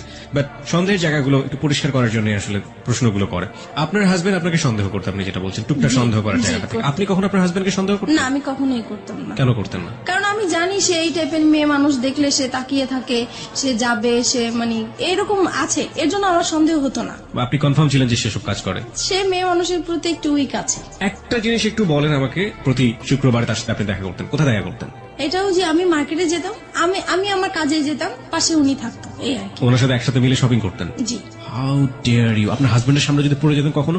একবার এরকম হয়েছে, তো উনি খুব সন্দেহ করতো যে প্রায় শুক্রবারে কেন মার্কেটে যায়, আগে তো এত তাড়াতাড়ি মার্কেটে যেত না। আর একটা ঘটনা কি, মানে আমি মার্কেটে যাব এই সময় আমার বিজনেসটাও খুব ভালো চলছিল, সেই উসিলা দিয়ে আমি মার্কেটেও যেতে পারছি। তো এক শুক্রবারে সে আমাকে হঠাৎ করেই ফোন দিয়েছে, ফোন দিয়ে বলতেছে তুমি কোথায়? তো আমি বলতেছি আমি বলে আসছি, কিন্তু আমি মার্কেটে আসছি, কিন্তু মার্কেটে থাকাকালীনই সে আমাকে ফোন দিচ্ছে যে তুমি কোথায়? বলতেছি আমি তো মার্কেটে। বলতেছে মার্কেটে তো কোথায়, কোন মার্কেটে? কারণ নিউ মার্কেটে অনেকগুলো মার্কেট আছে। তো আমি পরে বলতেছি কেন, আমি এখানে। তো বলতেছে আমি তো আসছি। তো আমি তো পুরা ভয় পেয়ে গেছি যে কি ব্যাপার, সে কেন আসছে, আসলে সে সন্দেহ করেই আসছে। তো তাড়াহুড়া করে ওকে বলে দিছি তুমি এখন যাও, আমার হাজবেন্ড চলে আসছে, এখন কিছু করার নাই। তো ও মন খারাপ করে চলে গেছে। পরে আমি তো আমার শপিং করতেছি, তো ও আর বুঝতে পারে নাই, এভাবেই হয়েছে। Okay fine. আমি একটু বলি, ওই সময়টা পর্যন্ত কতদিন যাবত রাসেলের সাথে আপনার সম্পর্ক? ওই সময়টা, ওই শুক্রবার পর্যন্ত? ওই শুক্রবার পর্যন্ত 1-1.5 মাস তো হবেই। 1-1.5 মাস। জি। এই 1-1.5 মাস আপনি কন্টিনিউয়াসলি আপনার হাজবেন্ডের কাছ থেকে এই জিনিসটা গোপন করে যাচ্ছেন। বাই হার্ট আপনি এটা মনে করেন ইললিগাল রিলেশনশিপ, রাইট? অবৈধ কিনা সেটা তো বুঝতে পারতাম না, শুধু এটা বুঝতাম যে এটা করাটা ঠিক হচ্ছে না। কিন্তু সেই মুহূর্তে আমার ভালো লাগতো, তার সাথে কথা বলতে ভালো লাগতো, তার সাথে দেখা করতে ভালো লাগতো। সেই ভালো লাগার কারণেই আমি তার সাথে কথা বলেছি, দেখা করেছি। এবং এই ভালো লাগা প্রতিনিয়তই বাড়ছে। আপনার কখনো মনে হতো না যে আপনি আপনার হাজবেন্ডের প্রতি অন্যায় করছেন ওই সময়টা? না, তখন আমার মনে হতো না, কারণ ও তো সংসারে সবসময় মানে ঝগড়াঝাটি করতো, ওর উপর থেকে আমার মন নষ্ট হয়ে গিয়েছে। এই মানুষটাকে তো আপনি ভালোবেসেছিলেন একটা সময়। ভালোবেসেছিলাম, ওই যে আমার বোনের যে কাজটা করেছিল সেখান থেকে ওর প্রতি আমার একটু অনীহা চলে কিন্তু সে আসছে। ঘটনা, আমি বলছি না যে এটা একটা অপরাধ না, অবশ্যই এটা একটা গৃহ অপরাধ, কিন্তু সেটার জন্য সে আপনার কাছে ক্ষমা চেয়েছে। কিন্তু আমি ক্ষমা করে দেওয়া দরকার ছিল, সেজন্য ক্ষমা করছি, কিন্তু মন থেকে আসলে ক্ষমা করিনি। আপনি এই মানুষের সাথে রাগ করে আপনি এইভাবে এই কাজগুলো করছেন, ব্যাপারটা কি আসলে এটাই ছিল, নাকি আলটিমেটলি আপনার জায়গা থেকে আপনি কাউকে ফিল করতেন যে আমার এরকম একজন মানুষ দরকার যে মানুষের সাথে আমি শেয়ার যেটা করতে পারি? হয়েছে, ওর প্রতি তো একটা রাগ অভিমান ছিলই আমার, হ্যাঁ। সেটা তো ছিলই, কিন্তু মানে আমার যেই ভালোবাসা, যেই একটা চাহিদা ছিল কারোর সাথে ভালোভাবে সম্পর্ক হবে, ওই চাহিদা থেকেই যখন আমি পেয়ে গেছি, ওনার কাছ থেকে ভালো ভালো কথা পাচ্ছি, আমার হাজবেন্ডের সাথে ওর সাথে আমি অনেকটা মিলানোর চেষ্টা করতাম যে তার কাছে আমি কি গ্যাপ পেয়েছি বা তার কাছে আমি কি পাচ্ছি, তখন মনে হচ্ছে যে ওই বেটার আমার। আপনি দেখুন, আপনার সন্তান আছে তখন দুটো, রাইট? জি। আপনার বিজনেস আছে, যে বিজনেসটা আপনি শুরু করেছেন, তার মানে অনেক পরিকল্পনা আপনার মাথায়, অনেক স্বপ্ন আপনার মাথায়। আপনার হাজবেন্ড আছে, এবং যে মানুষটাকে আপনি ভালোবেসেছেন একটা সময়, কিন্তু আপনার হাজবেন্ড আপনার সাথে খারাপ আচরণ করছে, সেটা আমরা দেখতে পাচ্ছি। তার বাইরেও তো আপনার দুটো জগৎ ছিল, একটা হচ্ছে আপনার সন্তান আর একটা হচ্ছে আপনার বিজনেস। এই দুটো নিয়েও তো আপনি হ্যাপি থাকতে পারতেন। ইনফ্যাক্ট আপনি যে ছেলেটার সাথে এই সম্পর্কটা তৈরি হচ্ছে, সেই ছেলেটাকেও যদি আপনি আপনার বন্ধুর জায়গাটাতে রাখেন, তাহলেও কখনো কি অনুভব করেছেন আপনার হাজবেন্ডের সাথে তার পরিচয় করে দেওয়া উচিত? এটাও কি কখনো ফিল করেছেন? এটা কখনো মানে মাঝে মাঝে মনে হয়েছে পরিচয় করে দিই, কিন্তু আমার হাজবেন্ড এটা মেনে নিত না। একটা হচ্ছে পারিবারিক সত্তা, যেখানে হাজবেন্ড আছে, সন্তান আছে এবং তার বিজনেস আছে, সে একটা না একটা দিক নিয়ে ব্যস্ত থাকতেই পারে। আরেকটা হচ্ছে মানবিক সত্তা, মনের জায়গাটা, লং টার্ম হাজবেন্ডের সাথে খারাপ রিলেশনশিপ, সেই জায়গাটায় একটা বিশাল রকমের ক্ষত তৈরি হয়েছে, এবং সেই ক্ষতর জায়গাটাতে সে কেউ একজন নক করেছে। সেটা হাজবেন্ড ওয়াইফ রিলেশনশিপের মতো না, কিন্তু একটু ভালো লাগা, একটু অন্যরকম, একটু বন্ধুত্ব, যেটা মন থেকে অবচেতন মনেই ওই ভালো লাগাটার দিকে ধীরে ধীরে ধীরে ধীরে এক ধরনের আষ্টে পৃষ্ঠে জড়িয়ে পড়ার দিকে জড়িয়ে যাচ্ছে। এই দুটো জিনিস আমরা যখন নর্মালি শুনি, আমরা কিন্তু এই সেকেন্ডটাকে কোনোভাবেই সাপোর্ট করতে পারি না, বাট ও সেকেন্ডটার মধ্যে এসেছে, this is the hardest reality. এটাকেও মেনে নিতে হবে, এটা আমাদের সামাজিক ঘটে, কিন্তু আমরা মানি না। কিন্তু কি কারণে ঘটে, সেই কারণটা কিন্তু আমরা আবিষ্কার করে ফেলেছি, এবং এইটা আসলে কতদূর পর্যন্ত গিয়েছে, চলুন সামনের দিকে যাওয়া যাক। তারপরে যেটা হয়েছে, মানে এভাবেই তো ওর সাথে দেখা করছি, কথা বলছি, তারপরে হঠাৎ একবার খুব ঝগড়াঝাটি হয় আমাদের। বিষয়টা হয় হচ্ছে আমার ওই যে বোনের বিষয়টা নিয়ে, ওই ঘটনার পর থেকে যেটা হয়, আমাদের স্বামী স্ত্রীর যে সম্পর্কটা হয়ে থাকে, সেরকম সম্পর্কতে আমি জড়াতে চাই না, এর জন্য এটা নিয়ে খুব ঝগড়াঝাটি হয়। ও খুব জোর করে আমাকে, আমি রাজি হই না, তারপরে মারামারি হয়, এরকম প্রায়ই হয়। তো একটা সময় হয় কি যে আমি ঘুমিয়ে থাকি, সে ঘুমন্ত অবস্থায় আমার সাথে এরকম কাজ করে। এই বিষয়টা আমার কাছে খুবই খারাপ লাগে। আমি লক করছি এখানে আপনাকে। একটা হচ্ছে যে এই যে ঘটনাটা আপনাদের মধ্যে একটা বিরোধ তৈরি করলো, একটা স্বামী স্ত্রী নামে স্বামী স্ত্রী, কিন্তু এক ধরনের সম্পর্ক নেই, এই সময় পর্যন্ত রাসেলের সাথে আপনার সম্পর্ক কতদিনের? 2-3 মাস হবে। 2-3 মাস, মানে সময় বাড়ছে। এই সময়টাতে রাসেলের সাথে আপনার কি ধরনের কথোপকথন হতো? ও তো প্রথমেই আপনাকে ফ্রেন্ডশিপের কথা বলেছে, হ্যাঁ, তারপরে ব্যাপারটা কি ফ্রেন্ডশিপে থেকেছে নাকি ধীরে ধীরে ভালো লাগার জায়গাটায়? না, ভালো লাগা এখনো আসেনি, ফ্রেন্ডশিপই চলছিল। ওকে, ফাইন। সে সময় বলতাম হচ্ছে আমাদের সংসারে যেগুলো হতো এগুলো বলতাম, মানে ঘরের নিজের উইক পয়েন্ট গুলো সবসময় তাকে বলতেন? জি জি। যেমন হাজবেন্ড আজকে এটা করেছে, আমি আজকে এটা করিনি, এরকম হয়েছে, এরকম হয়েছে। হ্যাঁ, তারপরে আমার ভালো লাগার কথাগুলো বলতাম, বা আমি কি আশা করেছিলাম, কি রকম চেয়েছিলাম, এগুলোই বলতাম। ওকে ওকে, আপনার উইক পয়েন্ট গুলো সবসময় একজন। আচ্ছা, এই যে কষ্টের কথাগুলো, পরিবারের কথাগুলো, একেবারে ঘরের মানুষের কথাগুলো, এগুলো শেয়ার করার মতো অন্য কেউ কি ছিল না? না, আমার কখনো তো কোনো ফ্রেন্ডশিপ ছিল না, সেটা তো আমি আগেও বলেছি। This is the great point, প্রিয় শ্রোতা। ওকে, ফাইন। তারপর? তাছাড়া ফ্যামিলিকেও বলতে পারতাম না, কারণ যেহেতু একা বিয়ে করেছি, সেজন্য বলার কোনো সুযোগ ছিল না, স্কোপ ছিল না। তো তারপরে একদিন কি হয়েছে, আমাদের আবারও সেই রকম খুব মারামারি হয়েছে আমাদের সংসারের মাঝে। তখন আমি পরে, সেদিন বৃহস্পতিবার রাতে ছিল এরকম, তারপরে আমি তাকে ফোন দিয়েছিলাম শুক্রবারে, মারামারি হওয়ার পরের দিন ফোন দিয়েছে, দেখো ও আজকে আমাকে অনেক মেরেছে, এরকম আমার আর থাকতে ভাল লাগছে না। তখন সে আর কি আমার সুযোগ নিয়ে বলতেছে যে ঠিক আছে, তোমার যেহেতু থাকতে ভাল লাগে না, তুমি তো বিজনেস করোই, তাহলে তুমি চলে আসো, তুমি কেন থাকো, এত মারধর খেয়ে কেন থাকবো, তুমি তোমার বাবা মার কাছে চলে যাও। তখন বলছে আমার বাবা তো সেই কবেই চলে গেছে, বাবা কোথায় আছে খুঁজে পাচ্ছি না, আর মা আছে, মা তো নিজেই খুব কষ্ট করে থাকে, সেখানে আমি কিভাবে যাব। পরে বলতেছে দেখো তুমি 1 মাস মার কাছে কোন রকম থাকো, তারপরে তুমি যে ব্যবসা করো, নিজে কিছু টাকা জুগিয়ে তুমি নিজেই চলতে পারো। মানে আপনাকে সেপারেট করে দিতে যাচ্ছে আপনার হাজবেন্ডের কাছ থেকে? মানে আমার জন্যই বলছে সে, আমি যেহেতু কান্নাকাটি করি তার কাছে, আমার কথা চিন্তা করে সেই কথা বললো। ওকে। তারপরে আর আমি তো সবসময় এমনিতেও বলি যে ডিভোর্স তাকে দিব বা সে আমাকে দিবে, কিন্তু সে তো রাজি হচ্ছে না ডিভোর্স দেওয়ার জন্য। আমার হাজবেন্ড তো ডিভোর্স দিতে চায় না, আমাকে মারধর করবে, বকাবাদ্য করবে, আবার আমাকে বলবে যে আমার সাথে তার জীবনটা জড়িয়ে নষ্টই হয়ে গেল, কিন্তু সে ডিভোর্স দিবে না। তো পরে এক সময় ডিসাইড করলাম যে আমি তাকে ডিভোর্স দিব, সে যেহেতু দেয় না আমি দিব। পরে একদিন রবিবারে সে দেখা করবে, সেদিন শুক্রবারে আর দেখা করতে পারি নাই দেখে সে বলতেছে ঠিক আছে রবিবারে, তাহলে এবার শুক্রবারে যখন দেখা হলো না, তাহলে রবিবারে আসো। তো আমার অফিস টাইম শেষ হলে সন্ধ্যার দিকে আসো। তো আমরা সন্ধ্যার দিকে একটা গুলশানে ফাস্টফুডে বসি, তো ওখানে বসছি। পরে সে আমার হাতটা ধরলো, এই ফার্স্ট সে আমার হাত ধরে। কয় মাস পর? ওই তো 2-2.5 মাস পরে। আচ্ছা, এই হাত ধরার আগে আপনার সেলফোনে কি কখনো এই ভার্চুয়াল হাত ধরাধরি করেছেন? না।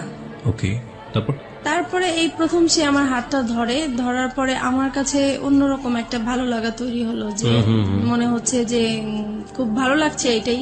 তারপরে হঠাৎ করে সে আমাকে বলতেছে দেখো আমি আসলে তোমার প্রেমে পড়ে গেছি, আমি আর তোমাকে ছাড়া থাকতে পারছি না। তখন আমিও মানে কান্নাকাটি করতেছি, যে সেহেতু আমাকে মারধর করেছে সেটা বলতেছি আর কান্না করতেছি। পরে সে আমার আর কি মাথায় হাত বুলিয়ে দিচ্ছে, পরে বলতেছে দেখো আর ধৈর্য ধরো, 6টা মাস তুমি ধৈর্য ধরো, তারপরে আমি 6 মাস পরে তোমার একটা ব্যবস্থা করব। তখন আমি জিজ্ঞেস করলাম ব্যবস্থা মানে কি বুঝাতে চাচ্ছ? তো বলতেছে আমরা একসাথে থাকবো। তুমি কি আমাকে ভালোবাসো? বলছে হ্যাঁ আমি তোমাকে ভালোবাসি। তো এইভাবেই হোক আমাদের পরে। আপনি তাকে ভালোবাসতেন ওই সময়টাতে? ওই বলার পর থেকে আমি প্রশ্ন করেছি যে আমার তো আসলে বিশ্বাস হচ্ছে না, তুমি আমাকে কিভাবে ভালোবাসো, আমার বিয়ে হয়েছে, বাচ্চা আছে, তোমার মতো আনম্যারিড ছেলে তো আমাকে কখনোই ভালোবাসার কথাই না। তো বলতেছে মানুষের ভালো লাগা তো কত রকমই হতে পারে, এটার তো শেষ নাই, তোমাকে আমার ভালো লাগছে, আমি তোমাকে বিয়ে করব, তবে আমার জন্য তোমাকে 6 মাস অপেক্ষা করতে হবে। তো আমি বলতেছি এত বছর যেহেতু কষ্ট করে আসছি, আমি 6 মাস পর্যন্ত কষ্ট করতে পারবো। তো এই বলে আমরা চলে আসছি। তারপর থেকেই আমাদের ভালোবাসা আসলে শুরু হয়। তারপরে ফোনে একের পর এক কথা বলা হয়, খুব ভালো লাগে। তখন আপনার হাজবেন্ডের সাথে? আপনি? জি, হাজবেন্ডের সাথে। তারপরে থেকে মানে সে কথা না বললে আমার খুব কষ্ট হয়, যেদিন ফোন করতে না পারি সেদিন খুব কষ্ট হয়, দেখা করতে না পারলে কষ্ট হয়। তারপর থেকে আমরা কি করি, প্রত্যেক দিন দেখা করি। এতদিন তো শুক্রবার ছিল, এখন প্রত্যেক দিন তার অফিস টাইমে যাওয়ার পথে আমার বাসা পড়ে, তো আমি বাসার সামনে দাঁড়িয়ে থাকি, সে চলে যায়, ওইটুকুই দেখা, মানে ওইটা দেখা করলেই মনে হয় যে অনেকটা শান্তি লাগে। ওইটুকু না দেখতে পারলেও খুব খারাপ লাগে, রাতে ঘুম হয় না। তো এভাবেই চলতে থাকে। You fall in love like this? এইভাবে আপনি এরকম ভাবে আপনার হাজবেন্ড থাকা অবস্থায়, আপনার বাচ্চা থাকা অবস্থায় আপনি? জি। This kind of love, like 16 years love. কিশোরী মেয়েরা যেভাবে প্রেমে পড়ে, একটা ছেলে সামনে দিয়ে না গেলে ঘুম হচ্ছে না রাতের বেলা। জি জি, আমার ওই প্রথম যখন আমার হাজবেন্ডের সাথে যে রকম ফিলিংস কাজ করছিল, ওর বেলাও আমার সেম হচ্ছিল। তখন কি আপনার মনে হয়নি যে জীবনে একটা ভুল করেছি আর একটা ভুল করতে যাচ্ছি? তখন আমি বলতাম যে দেখো ও তো আমাকে সবকিছু জেনে শুনে ও বিয়ে করেছিল, তারপরেও কিন্তু ও আমাকে টর্চার করতেছে এখনো। তো ও আমাকে বলতো দেখো ও তো অশিক্ষিত, ওর ফ্যামিলি অশিক্ষিত, সেই জন্য ও এরকম করে, আমি করব না, তুমি আমার উপর বিশ্বাস আনতে পারো, সবাই তো একরকম না। তারপর যাই হোক, ওর কিছু কথা ছিল যেগুলো শুনলে আমি খুব ভরসা পেতাম, আমি বিশ্বাস করতে চাইতাম। মানে ওর কথা, ও যখন কথাগুলো বলতো আমার খুব বিশ্বাস করতে ইচ্ছা করতো, ওর কথাগুলো আমার ভালো লাগতো, মনে হতো যে সত্যিই বলছে বা এরকম কিছু। তারপরে বাসায় চলে আসলাম। বাসায় আসার পরে হচ্ছে এখন আমার হাজবেন্ডের বিজনেসটা ভালো যাচ্ছে না, তো ও ঠিক মতো ঘরে বাজার টাজার করছে না, তাছাড়া যেটা প্রয়োজন হয় সেগুলো হচ্ছে না। মাঝখানেও বলতেছি কি যে বাসাটা ছেড়ে দিব, বাসাটা এত ভাড়া আমি বয়ে নিতে পারছি না, আমার খুব কষ্ট হচ্ছে, আমি বাসাটা ছেড়ে দিব। তখন আমি বলতেছি এত সুন্দর বাসা আমরা তো পাওয়া যাবে না, তো এটাই থাকি না, কষ্ট টষ্ট করে থাকি, দরকার হলে আমরা একটা রুম সাবলেট ভাড়া দিই, তবু এখানে থাকি, এখানে সবকিছু ফ্যাসিলিটি ভালো, ভালো এখানেই থাকবো। ওর কথা হলো না, এখান থেকে যেতেই হবে, কারণ আমার খুবই সমস্যা। তো যাই হোক, আমার আর ওই জায়গাটা আমি ছাড়তে চাচ্ছিলাম না। কেন? কারণ আমার যে বিজনেসটা ওই জায়গার মধ্যেই, ওখানে আমার খুব ভালো হতো বিজনেসের জন্য। এখন ও চলে যাবে হচ্ছে অন্য জায়গায় চলে যেতে চাচ্ছে, ওই জায়গাটা আমার পছন্দ না, তাই আমি যাব না। এগুলো নিয়ে আবার সেই ঝগড়াঝাটি হয়। পরে এক সময় আমি তাকে খুব মানে কড়া করে বলি যে যদি তুমি এই বাসা ছাড়ো তাহলে আমাকে ছাড়তে হবে, আর যদি আমাকে না ছাড়ো তাহলে বাসা এটা ছাড়া যাবে না। তো এখন ও কি করবে বুঝতেছে না। এখন ও ওর কথাই রাখলো যে না, বাসা ছেড়েই দিব। পরে যাই হোক, বাসা ছেড়ে দিছে। বাসা ছেড়ে দেওয়ার পরে দেখি যে লোকজন আসতেছে বাসা নেওয়ার জন্য, দেখার জন্য। তখন আমার খুব খারাপ লাগলো যে আমি বললাম কথাটা, আমার কথাটা সে রাখলো না। আমি তো তার কাছ থেকে এমন কিছু আশা করিনি, বাসাটা বলছি। তখন সে বাসাটা ছেড়ে দিছে। পরে আমি তাকে বললাম, দেখো বাসা এখনো সময় আছে, তুমি বাসাটা আবার বাড়িওয়ালার কাছ থেকে সময় নিয়ে নাও, নাহলে কিন্তু আমি সত্যি সত্যি এবার চলে যাবো। সে বলতেছে তুমি চলে গেলে চলে যাও, আমার কোনো সমস্যা নেই, তোমার মতো মেয়ে আমার দরকার নেই। তখন আমি আর কি মানে ডিসাইড করলাম যে না, আমি আসলেই চলে যাবো, এখান থেকে থাকবো না। যেহেতু এখানে আমার একটা বিজনেসের একটা রাস্তা হয়েছে, সেটাই যদি বন্ধ হয়ে যায় তাহলে আমার ওর সাথে থাকার কি দরকার। আমি তো এই বিজনেসটা নিয়েই আসি, কারণ আমার সংসার অশান্তি। আমি বিজনেসটা, আমি কাজে ব্যস্ত থাকি, আমার যাও একটু ভালো লাগে, আর তার সাথে ফোনে কথা বলি, দেখা করি, এই আমার ভালো লাগা নতুন সৃষ্টি হয়েছে, এটা কেন নষ্ট হবে। তো এই কারণে আমি পরে ওই বাসাটা আমাদের জানুয়ারি মাসে ছেড়ে দেয়। তারপরে আমি চলে যাব বলে আমার জিনিসপত্র গুছাতে থাকি। তো সেও আমার জিনিসগুলো গুছানোর জন্য হেল্প করে। সে এমনকি আমার জিনিসগুলো মানে একটা ভ্যানে উঠিয়ে আমার বাবা বাড়ির দিকে পৌঁছিয়ে দিচ্ছে। তো আমার কথা হলো, সে যদি আমাকে আটকাই রাখতে চায় তাহলে কেন আমার জিনিসগুলো আলাদা করে দিবে, কেন আমাকে যাওয়ার জন্য সাহায্য করছে? নিশ্চয়ই সেও চায় আমি চলে যাই। সে আমাকে কোনো বাধা দেয় নাই। আমি এইভাবে বাবার বাড়ি চলে আসছি। এখন বাবার বাড়ি মানে মার বাসায় চলে আসছি। এখন মার বাসায় আসাতে এখন সে পরে আমার মার কাছে এসে বলতেছে যে আপনার মেয়েকে আপনি জায়গা দিচ্ছেন, আপনার মেয়ে কিন্তু আমাকে ছেড়ে চলে আসছে। এখন আমি আপনাদের নামে কেস করব। আপনার মেয়ে আমার যত টাকা পয়সা গয়নাগাটি সবকিছু নিয়ে চলে আসছে, আমি আপনাকেও জড়াই দিব আপনি যদি আপনার মেয়েকে জায়গা দেন। এখন মা তো মানে প্রচুর রাগারাগি করতেছে আমার উপরে যে তোমরা নিজেরা কাজ করে এখন আমার উপরে বিপদ ফেলতেছো। এখন এই লোক তো ভালো না, সে যেটা বলে সেটাই করবে। এখন আমি কি করব? আমার তোমার বাবা নাই, তোমার একটা বড় ভাই নাই, আমাদের কোনো গার্ডিয়ান নাই, তাহলে এখন কে দেখবে আমাকে? এখন তুমি আমার বাসায় থাকতে পারবে না। তো এখন থাকতে পারবে না, এখন আমি কোথায় যাব? ওকে ছেড়ে আসছি, এখন আমার যাওয়ার জায়গা নাই, যেহেতু আমাদের কোনো রিলেটিভও নাই। তো কি করব আমি? পরে আমি ওকে ফোন দিলাম, আমি যার সাথে ভালোবাসার সম্পর্ক হয়েছে আমি তাকে ফোন দিয়েছি। ফোন দেওয়ার পরে ওকে বললাম যে দেখো আমার এখন কি করা উচিত, আমি তো বুঝতেছি না। এখন মার বাসায় চলে আসছি, এখন মাও আমাকে রাখতে চাচ্ছে না। তো ও বলতেছে যে তাহলে তুমি এক কাজ করো, তুমি একটা বাসা নাও। পরে আমি বলতেছি বাসা নিবো তো আমি টাকা কোথায় পাবো, আমি ভাড়া কোত্থেকে দিবে? এই মুহূর্তে তো আমার হাতে কোনো টাকা পয়সাই নেই। পরে বলতেছে ঠিক আছে, সেটা আমি দেখবো, তুমি আগে খোঁজো বাসা। তারপরে আমি হচ্ছে সাবলেটের মধ্যে বাসা খুঁজতে গেলাম ওখানে। তো ওখানে গিয়েছি, সবাই জিজ্ঞেস করে আপনি কি করেন? তো আমি বলেছি যে পড়াশোনা করি, কারণ বিয়ে হয়েছে এগুলো আমি বলি নাই, সবকিছুই লুকিয়ে গিয়েছি। তো বলতেছে যে একা একটা মেয়েকে তো আমরা বাসা ভাড়া দিতে পারি না, হয় হাজবেন্ড। একা কেন নেবেন? কারণ আপনার সঙ্গে তো আপনার সন্তান আছে। সন্তান আপনার হাজবেন্ডের কাছে, সন্তানদেরকে রেখে চলে আসছে আপনার হাজবেন্ডের কাছে আপনার সন্তান। ওকে ফাইন, হ্যাঁ তারপর বলেন। তারপরে যেটা হচ্ছে যে এখন কেউ আমাকে একা বাসা ভাড়া দিতে চাচ্ছে না। তারপরে আমি আবার তাকে ফোন দিই, রাসেলকে ফোন দিচ্ছি যে দেখো আমাকে তো কেউ একা বাসা ভাড়া দিতে চাচ্ছে না। তখন সে বলল যে ঠিক আছে, তাহলে তুমি বলো যে তোমার বিয়ে হয়েছে কিন্তু তোমার হাজবেন্ডের বাড়ি এখনো মেনে নিচ্ছে না, তাই হাজবেন্ড মাঝে মাঝে আসবে, তুমি আপাতত একাই থাকবে। পরে এই কথার ভিত্তিতেই আমি আবার গেলাম। তারপরে একটা বাসা পেয়েও গেছি। তারপরে ওখানে উঠলাম, সবকিছু নিয়ে ওখানে উঠলাম। মাকেও বললাম যে আমি এরকম এরকম জায়গায় বাসা নিয়েছি, কিন্তু বাসাটা চিনাইনি, জাস্ট বলেছি যে এখানে বাসা নিয়েছি। তারপরে যাই হোক মার কাছ থেকে চলে আসছি ওখানে। তারপরে মার প্রতি তো একটু রাগ আছেই যে আমাকে জায়গা দিল না। তারপরে এখন যেহেতু রাসেলকে হাজবেন্ড হিসাবে পরিচয় করিয়ে দিয়েছি আমি ওখানে, আর এতদিন আমরা বাইরে বাইরে ঘুরতাম, তো এখন মনে হয়েছে নিজের কাছে যে এখন যেহেতু নিজেদের বাসা হয়েছে, কেউ এখন আসবে না, কেউ জানবে না, আর সবাই জানে আসবেন, তাহলে বাসায় আসলে সমস্যা কি? তারপরে আমার এই বাসায় আসা শুরু হলো রাসেলের। জি, রাসেলের। প্রিয় শ্রোতা, আমরা এই জায়গাটায় ছোট্ট একটা বিরতি নিচ্ছি। ভুল এবং অপ্রিয় সত্যের একেবারে মাঝ নদী, যদি বলি একটা নদী, সেটার মাঝ নদীতে নৌকা ডুবছে, সেরকম একটা জায়গাতে আমরা রয়েছি এই মুহূর্তে। হাজবেন্ড আছে, সন্তান আছে, নিজের ব্যবসা আছে এবং ফ্যামিলি আছে। সবকিছুর পরেও নিজের মনের ক্ষুধা এবং ভালোবাসার জায়গাটাতে এবং যে ভালোবাসা এথিক্যাল পয়েন্ট অফ ভিউ থেকে পাপ বা অনৈতিক, সেই রকম একটা জায়গাতে জেনে শুনে বুঝে লম্বা একটা সময় ধরে এরকম একটা ভুল, যা একেবারেই মানা যায় না। কিন্তু কথা হচ্ছে সে তো ভুল করেছে কিংবা অপরাধ করেছে, সে কারণেই সে কিন্তু যাহা বলিব সত্য বলিবতে এসছে। এরকম ভুল এবং অপরাধের মধ্যে যারা আছেন তাদের জন্যই কিন্তু আজকের এই মিতা। প্রিয় শ্রোতা, আমরা ছোট্ট একটা বিরতি নিতে চাই, ঠিক 4 মিনিটের বিজ্ঞাপন বিরতি। এরপরে আমরা আবারও ফিরে আসছি যাহা বলিব সত্য বলিবতে। রাসেলের আপনার বাসায় আসা খুব বেশি সহজ হয়ে গেল এবং রাসেলকে আপনি পরিচয়ও করিয়ে দিলেন যে ইনি হচ্ছে আপনার হাজবেন্ড। তার আগ পর্যন্ত রাসেলকে আপনি কতটুকু চিনতেন অ্যাজ এ হিউম্যান বিং হিসেবে, তার পরিবার সম্পর্কে এবং তার বাসা কোথায়, কি অবস্থা, ডিটেল কিছু জানতেন? তার বাসা কোথায় সেটা জানতাম, কিন্তু ওনার পরিবারের কারোর সাথেই আমার কখনোই কথা হয় নাই, ইভেন দেখাও হয় নাই। উনি যে কারণটা দেখাতো যে তোমার বিয়ে হয়েছে, বাচ্চা হয়েছে, এই মুহূর্তে যদি আমি কারোর সাথে পরিচয় করিয়ে দেই তাহলে আমাদের সম্পর্কটা আর কন্টিনিউ করতে দিবে না, এখানেই স্টপ হয়ে যেতে হবে, তখন তুমিও কষ্ট পাবো আমিও কষ্ট পাবো, আমরা এইভাবেই লুকিয়ে থাকি, যখন হয়ে যাবে তখন আমরা সবাইকে জানাবো। এবং এগুলো আপনি অন্ধের মতো বিশ্বাস করতেন? জি।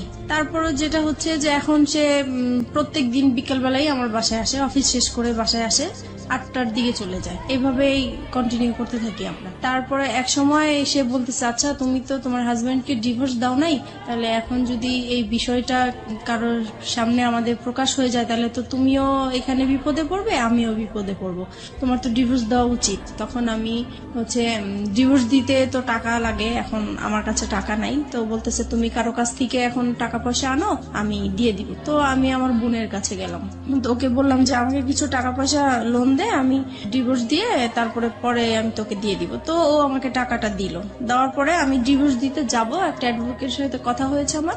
তো সেই মুহূর্তে আমার হাজবেন্ড আমাকে ফোন দিয়েছে, ফোন দিয়ে বলতেছে তুমি তো চলে গেছো বাচ্চাদেরকে রেখে, এখন ওদেরকে তো আমি সামলাতে পারছি না, কান্নাকাটি করছে, তুমি আসো। তো আমি বলছি, আসো মানে আমি তো চলেই গেছি একেবারে, আসবো আবার কোত্থেকে, আমি আর আসবো না। আপনার ওই সময় আপনার বাচ্চার কথা মনে পড়তো না? টু বি অনেস্ট, বাচ্চার কথা মনে পড়তো, কষ্ট লাগতো, কিন্তু মনে হতো যে সবসময় যে আমি আগে সেভ হয়ে নেই, তারপরে আমি একটা সময় আমার বেবিদেরকে আমি আমার কাছে নিয়ে আসবো। তারপরে হচ্ছে পরে আমি বলতেছি, ওকে বলছি যে আমি তো তোমাকে ডিভোর্স দিব, আমি আর আসবো না তোমার কাছে।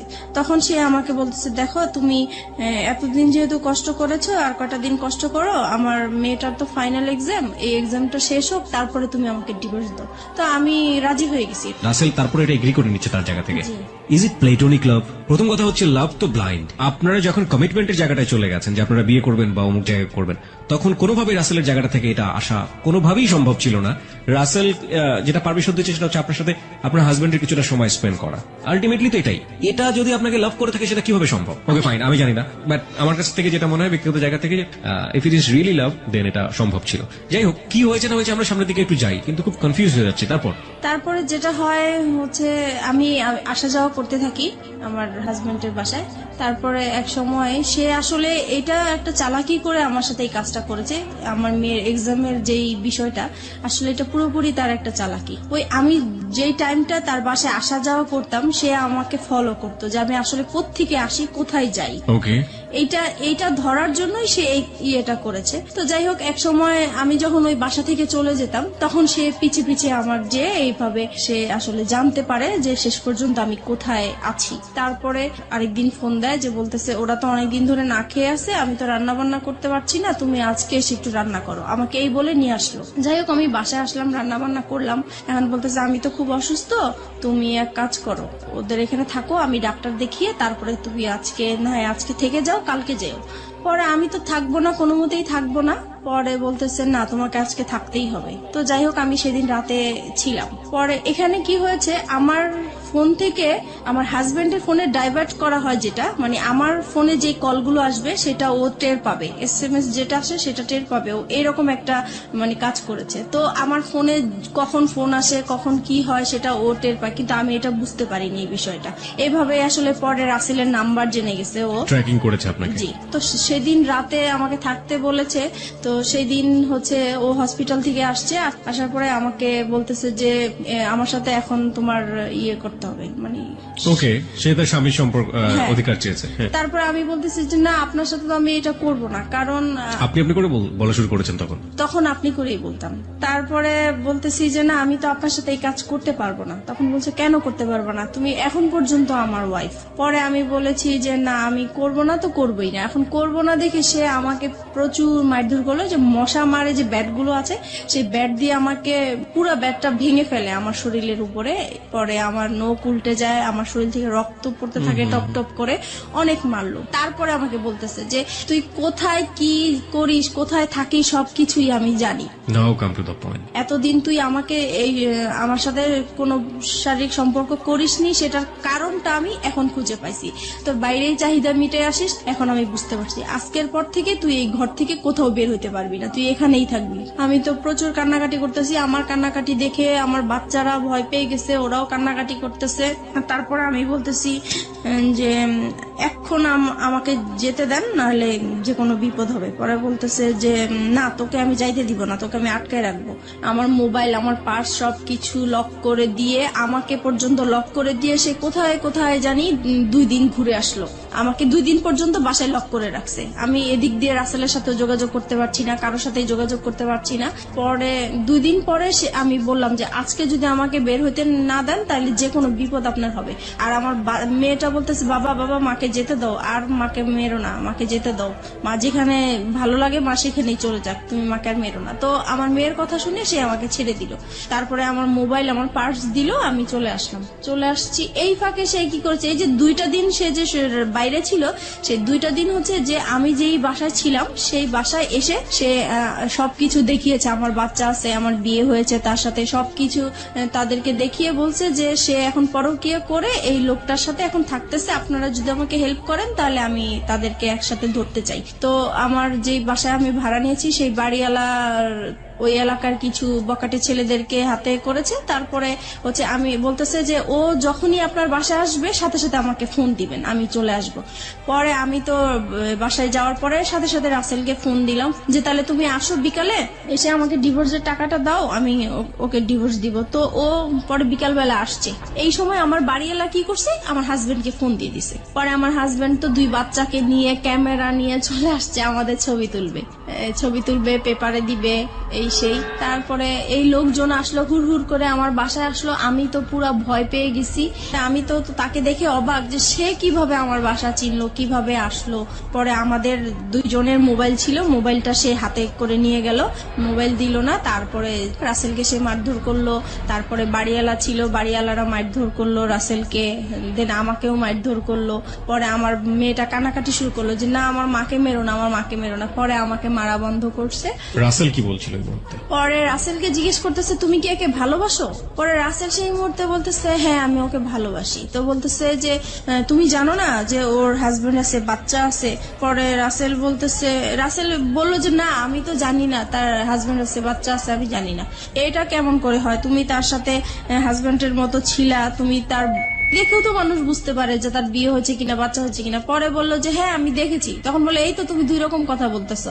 পরে বলছে যে যাই হোক হয়েছে, আমি এখন ভালোবাসছি, এখন তুমি কি করতে চাও? পরে বলতেছে যে আমি কিছুই করতে চাই না। এখন ওই আমাদের বাড়িওয়ালার লোকেরা বলতেছে তাইলে তোমার সাথে ওর কি বিয়ে হয়েছে?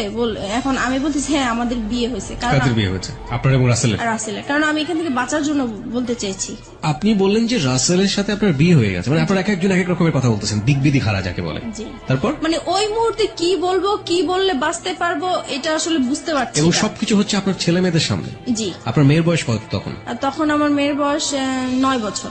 কোন ক্লাসে পড়ে? তখন সে কেজি 1-এ পড়ে। ও তো মোটামুটি বোঝে তাহলে কি হচ্ছে। এবং আপনার ছেলে? আমার ছেলে তখন 2.5 বছরের। তারপরে হচ্ছে রাসেলকে জিজ্ঞেস করতেছে তোমরা কি বিয়ে করেছো? পরে আমি বলছি যে হ্যাঁ আমরা বিয়ে করেছি। তো বলছে বিয়ে করেছি তো কাগজপত্র দেখাও। তো বলছে কাগজপত্র তার সাথে নিয়ে ঘুরি না, কাগজপত্র অন্য জায়গায় আছে, আমরা পরে দেখাতে পারবো।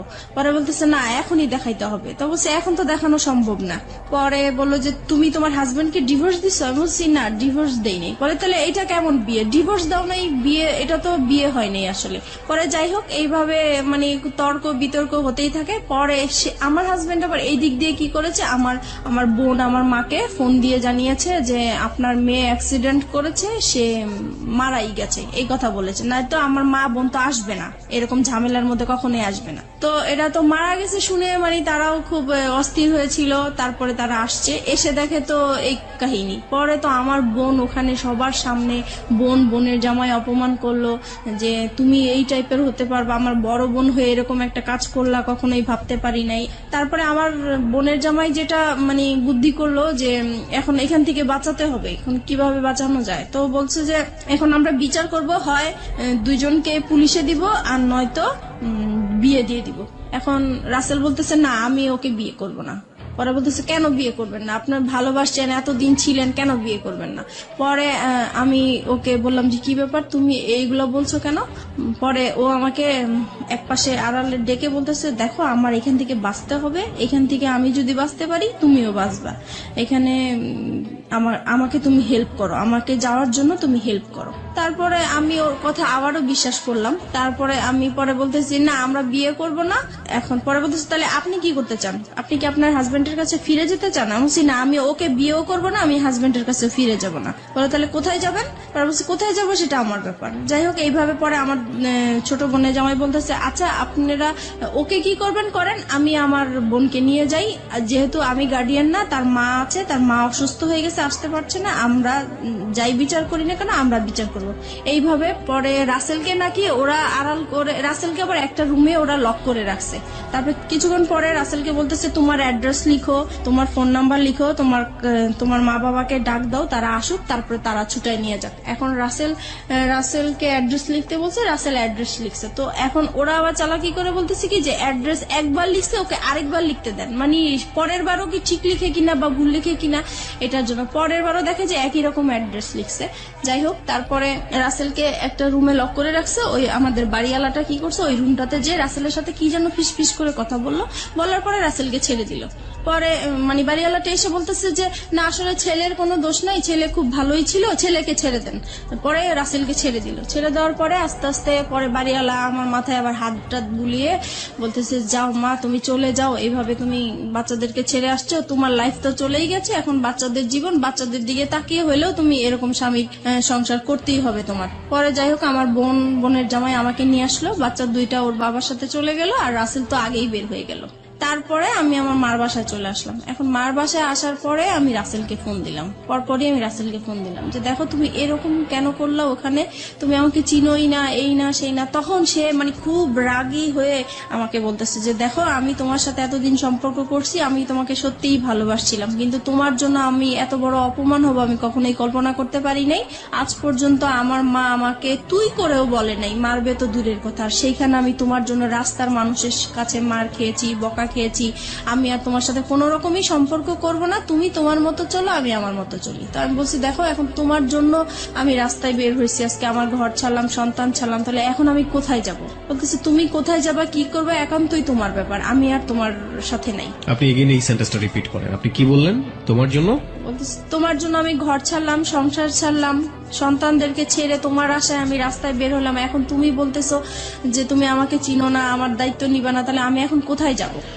আমরা এই সেন্টেন্সটা এখানে দুইবার বলেছি প্রিয় শ্রোতা। This is a very important sentence of this কি বলা যেতে পারে, রিভিল অফ ট্রুথ। আমরা ফিরে যেতে চাই আপনার কাছে আবারও, বলুন। হ্যাঁ, তারপরে সে বলতেছে না আমার পক্ষে আর তোমাকে নিয়ে এগিয়ে যাওয়াটা সম্ভব না। তো বলছি যে দেখো যাই কিছু হয়েছে না কেন এটা সব মানুষ করেছে, আমার কাছ থেকে তো তুমি কোনো খারাপ আচরণ পাওনি এই পর্যন্ত। বলছেন না পাইনি। আমি তাহলে তুমি কেন এরকম করতেছো আমাকে, বলে আমি এত কিছু জানি না, আমি এই কথাটাই শুধু বলবো তোমাকে যে তোমার সাথে আমার আজীবন একটা সম্পর্ক থাকবে, আজীবন কথা হবে, কিন্তু কোনোদিন দেখা হবে না। তোমার কোনো যদি বিপদ হয়, তোমার টাকা পয়সা লাগে, আমি তোমাকে সেই দিকে হেল্প করব, কিন্তু তোমার সাথে আর এখন পর্যন্ত আমি আর কোনো সম্পর্ক রাখতে চাই না, ভালোবাসার কোনো সম্পর্ক রাখতে চাই না, একটা ফ্রেন্ডশিপ হিসাবে যতটুকু করার আমি করব। তারপরে যাই হোক সেই ফোনটা রেখে দিল, আমি আর তাকে ফোন টোন দেই নাই। আমার মন খুব খারাপ। এইদিকে মা আমাকে প্রচুর গালাগালি করতেছে, আমার ছোট বোন আমাকে গালাগালি করতেছে, আমার খুবই খারাপ লাগতেছে। শুধু মনে হচ্ছে যে আমার এখন মরে যাওয়াই উচিত, এছাড়া আর কিছু করা উচিত না। কিন্তু কি আর করবো বুঝতেছি না। একদিন পরে আমি তাকে আবার ফোন দেই, রাসেলকে ফোন দেই, খুব কান্নাকাটি করে আমি তাকে বলতেছি, দেখো যেভাবেই হোক তুমি আমাকে ভুল বুঝো না, তুমি এখন আমি কি করবো, আমি তোমাকে ছাড়া বাঁচবো না, তোমাকে এত ভালোবেসে ফেলছি, আমি তোমাকে ভুলতেও পারছি না, ভোলা সম্ভব না, আমি এখন কি করব, তুমি একটা উপায় আমাকে দাও, তুমি যেভাবেই হোক তুমি একটা কিছু করো। আর বলতেছে না আমি আর কোনো মতেই তোমার সাথে সম্পর্ক কন্টিনিউ করতে চাই না। অনেক বুঝিয়েছি, সে কোনোভাবেই কিছু করবে না। যাই হোক আমি পরে কি করব, বাসায় এইভাবেই আসি। মা আমাকে বলতেছে যে তুমি এখন আমার ঘর থেকে বের হয়ে যাও, তোমার মতো মেয়ে আমার দরকার নাই। যেখানে আমাদের এই এলাকার মধ্যে কোনোদিন কেউ একটা খারাপ কথা বলতে পারে নাই, আজকে তোমার জন্য এলাকা তোমার হাজবেন্ড যখন আইসা বলছে যে তুমি মারা গেছো, আমি রাস্তায় ছিলাম, সেই রাস্তার মধ্যে আমি অজ্ঞান হয়ে পড়ে গেছি, সেখানে মানুষজন জিজ্ঞেস করছে কেন এরকম হয়েছে, সবাই জেনে গেছে, এখন আমি এই মুখ আমি কিভাবে দেখাবো, তোমার জন্য আজকে আমি এত অপমান হলাম, আমি তোমার মতো মেয়ে আমার দরকার নাই, এরকম বললো। পরে এখন আমি ভাবছি কি মার রাগ উঠেছে, হয়তো বা রাগ কমে গেলে পরে ঠিক হয়ে যাবে, কিন্তু না, একদিন দুদিন হয়ে গেল সে আমার সাথে কোনো কথাও বলে না, আমি খেয়েছি কিনা সেটাও জিজ্ঞেস করে না। পরে আমার কাছে খুবই খারাপ লাগলো। পরের দিন সকালবেলা সে কি করলো, আমার যত জিনিসপত্র আছে সবই সে ঘর থেকে বের করে দিল। এখন আমাকেও বলতেছে যে এখন বের হয়ে যাওয়ার জন্য। পরে শেষ মুহূর্তে আমি আবার রাসেলকে ফোন দিলাম যে দেখো আমি তো মার বাসায় আশ্রয় নিলাম, এখন মাও আমাকে বের করে দিচ্ছে, এখন আমি কি করব। বলে তুমি কি করবে এটা তোমার ব্যাপার, তুমি আজকের পর থেকে আমাকে আর ফোন দিবা না। তারপরে এইভাবে এখন আমি কি করব, পরে শেষ পর্যন্ত আমি আমার হাজবেন্ডকে ফোন দিলাম। এখন চিন্তা করলাম যে আমার তো আর কোথাও যাওয়ার জায়গা নাই, এখন আমার সেইখানে ছাড়া আর কোথাও যাওয়ার জায়গা নাই, কি করব এখন। পরে ওকে ফোন দিলাম, ও বলতেছে যে তুমি এখন কি করতে চাও। এখন বলছি যে আমি আপনার সংসারে ফিরে যেতে চাই। বলছে যে ঠিক আছে তাহলে আসো, তোমার জন্য তো আমার রাস্তা সবসময় খোলা। তখন আমি বলছি যে একটা শর্ত আছে। বলতেছি কি শর্ত। আমি বলছি কি আপনার সাথে আমি মানে যাব, আবার নতুন করে সংসার করব, ঠিক আছে, কিন্তু আমি আপনার সাথে কোনো স্বামী স্ত্রী সম্পর্ক রাখতে পারবো না। পরে বলছে এটা কেমন কথা, মানে হাজবেন্ড ওয়াইফ থাকবো, সবাই জানবে, অথচ তোমার আর আমার মাঝে স্বামী স্ত্রী কোনো সম্পর্কই থাকবে না, এটা তো হবে না। পরে আমি বলছি না, এটা যদি মেনে নেন তাহলে আমি আপনার সংসারে ফিরে যাব, নাহলে যাব। পরে সে বললো যে ঠিক আছে আমি রাজি। এখন সে হুট করে রাজি হয়ে গেল। যাই হোক আমি যে উকিলের কাছে গিয়েছিলাম ডিভোর্সের জন্য, সেখানে যে আবার ক্যান্সেল করলাম, দুইজনে গেলাম, পরামর্শ নিলাম। উকিল বলল যে তোমরা ভালো হয়ে চলো, যে কোনো বিপদ হলে আমাকে আবার ফোন দিও। এত কিছুর পরও আপনার হাজবেন্ড আপনাকে মানলো, মেনে নিল।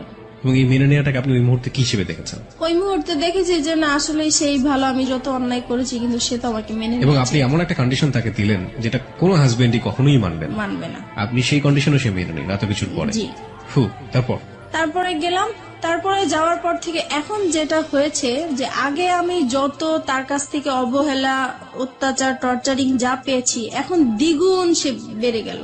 এখন সে কথায় কথায় আমাকে বলে এতদিন তো তুই বেটা নিয়েছিলি, এখন কেন এই সেই, মানে বিভিন্ন টাইপের খারাপ ভাষায় গালাগালি করে। তারপরে খুব মারধর, আবারও সেই রকম মারধর। আমার মেয়েটা তখন তো বড় হয়ে গেছে, আমি আমার বাচ্চাদেরকে নিয়ে আলাদা ঘুমাই, সে আলাদা রুমে ঘুমায়। তো সেই মুহূর্তে আমার বাচ্চাদের সামনে এসে সে আমাকে খুব জোর জবরদস্ত করে, সে আমাকে খুব মারধর করে, আবারও সেই আগের মতন মারামারি। রুম কয়টা ছিল আপনাদের? একটাই রুম?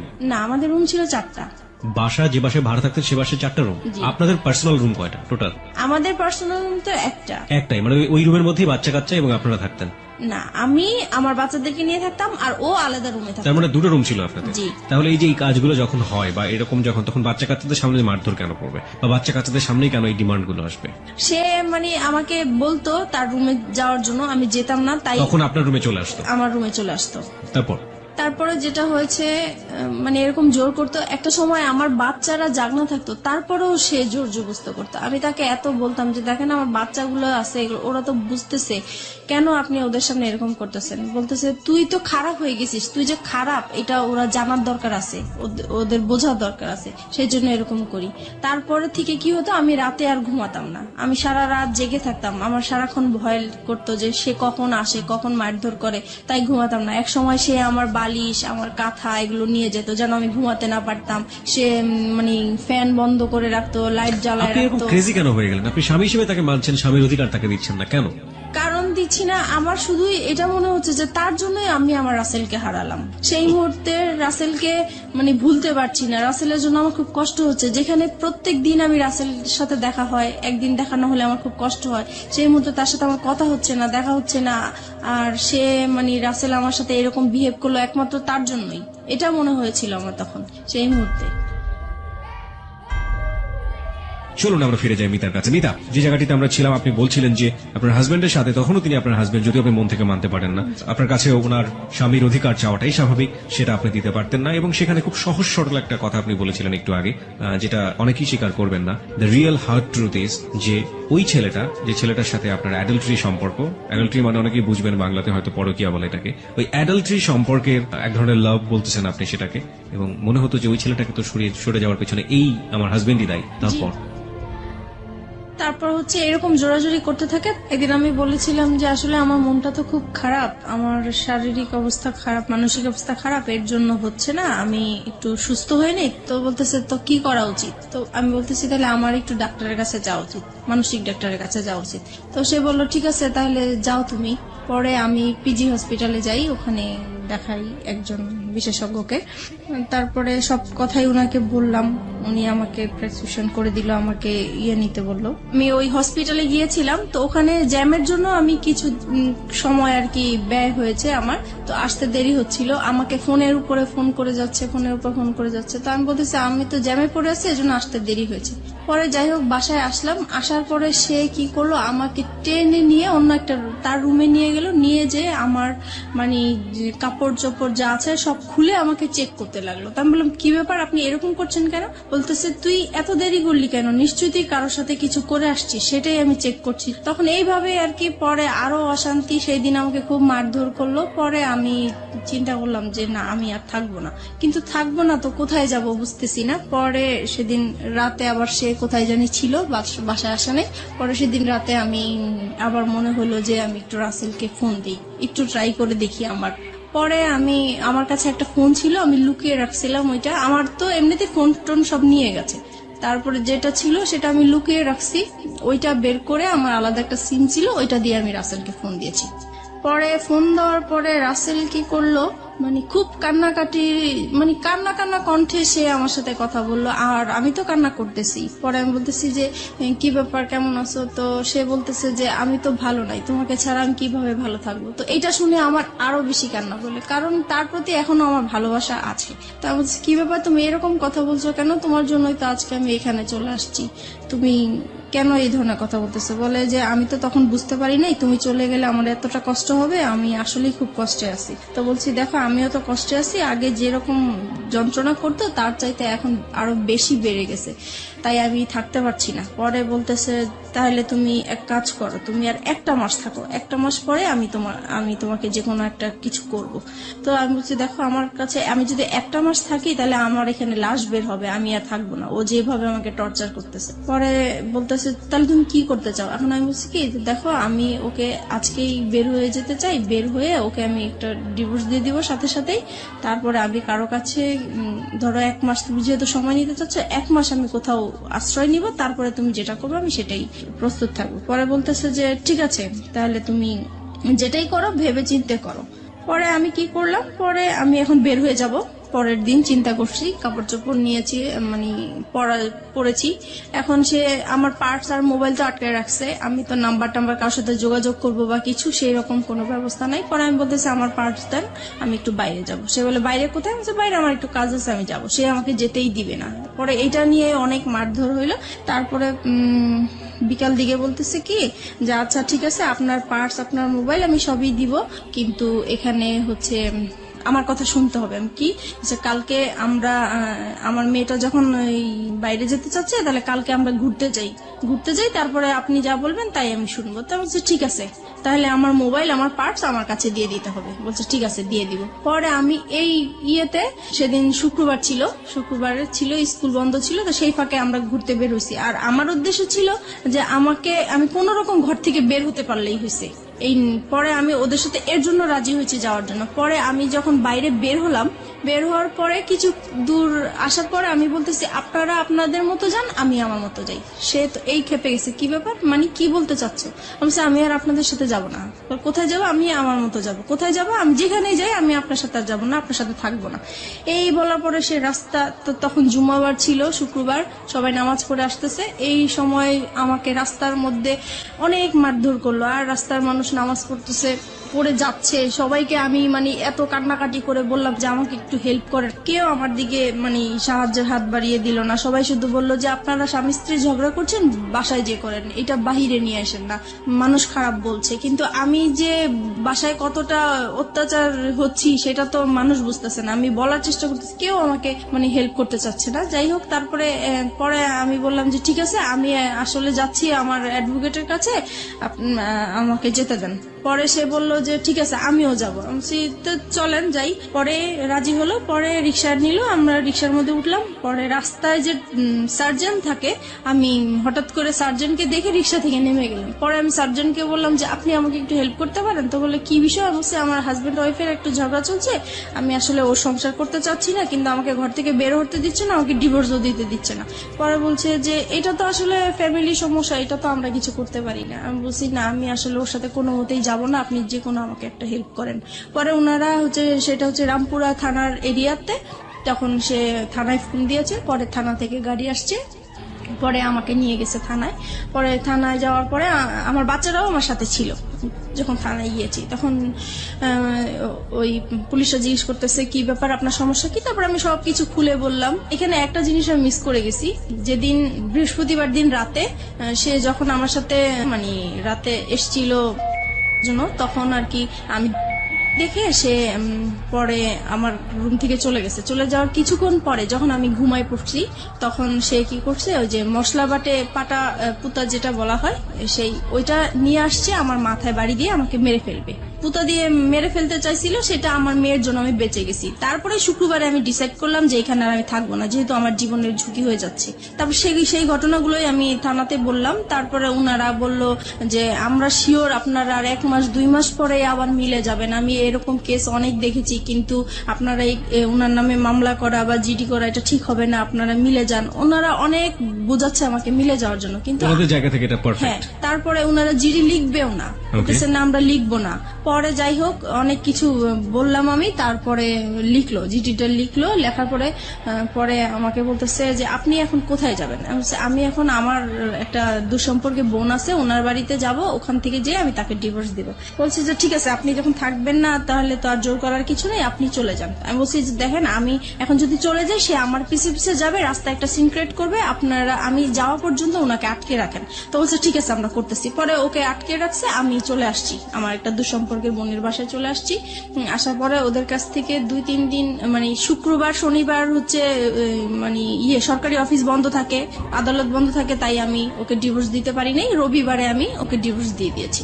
ওকে, তারপর ডিভোর্স দেওয়ার পরে আমি পরে রাসেলকে জানিয়েছি যে দেখো আমি ওকে ডিভোর্স দিয়েছি, আমি চলে আসছি। পরে বলছে ঠিক আছে, তাহলে তুমি এখন কি করতে চাও? তুমি যদি এখন ঢাকায় থাকো তাহলে তো তোমাকে ধরে নিয়ে আবার, আর ডিভোর্সের বিষয়টা আমাকে উকিল বলেছে যে 3 মাসের মধ্যে যদি আপনাদের আবার মিল হয়ে যায় তাহলে এই ডিভোর্সটা ক্যান্সেল হয়ে যাবে, আর 3 মাসের পরে যদি কিছু হয় তাহলে ডিভোর্সটা সম্পূর্ণ হবে। তাই এখন চিন্তা করতেছি যে 3 মাস আমাকে অন্তত ওর কাছ থেকে দূরে থাকতে হবে, কি করা যায় এখন। পরে আমি রাসেলকে বললাম যে দেখো, আমি তো আমার এরকম আপন মার সাথে একবার দেখা করেছিলাম, সে বলেছে যে কোনো সময় যদি আমার কাছে আসতে চাও, তুমি একটা অ্যাড্রেস দিয়েছিল, সেই অ্যাড্রেসটা আমার মনে আছে, আমি কি ওইখানে যাবো? তো বলছে ঠিক আছে যাও, আর তোমার মার সাথেও দেখা করে আসো, ভালোই হবে বিষয়টা। তো আমার মার বাড়ি আর দাদা বাড়ি কাছাকাছি ছিল, কিন্তু দাদা বাড়ি আমি যাই নাই, কারণ হচ্ছে যে আমার প্রত্যেকটা কাগজপত্রের মধ্যে আমার দাদা বাড়ির অ্যাড্রেস ছিল। সে ভালো, আমার হাজবেন্ড ভালো করেই জানে যে ওই অ্যাড্রেসটা, আমার চিন্তা ছিল ওখানে গেলে আমাকে খুঁজে বের করে ফেলবে, এরকম কিছু মনে হয়েছিল আমার কাছে। সেজন্য আমি আমার দাদা বাড়ি যাইনি, আমার নানা বাড়িটা খুঁজে বের করছি। খুঁজে বের করার পরে গিয়েছি ওখানে, সবাই আমাকে প্রায় অনেক বছর পরে আমাকে দেখেছে, সবাই ছোট দেখেছে, কেউ চিনতেও পারে নাই। যাই হোক, পরিচয় দেওয়ার পরে সবাই খুব কান্নাকাটি করলো, এত বছর পরে তোমাকে দেখলাম, আমরা আশাও করি নাই। ওখানে ছিলাম, ভালোই ছিলাম কিছুদিন। হঠাৎ করে সে আমাকে মানে কিভাবে জানি জানতে পারলো আমি ওখানে আছি। তারপরে সে আমার নানা বাড়িতে আমাকে খুঁজতে গেল। পরে মানে আপনার হাজবেন্ডের নাম কি ছিল?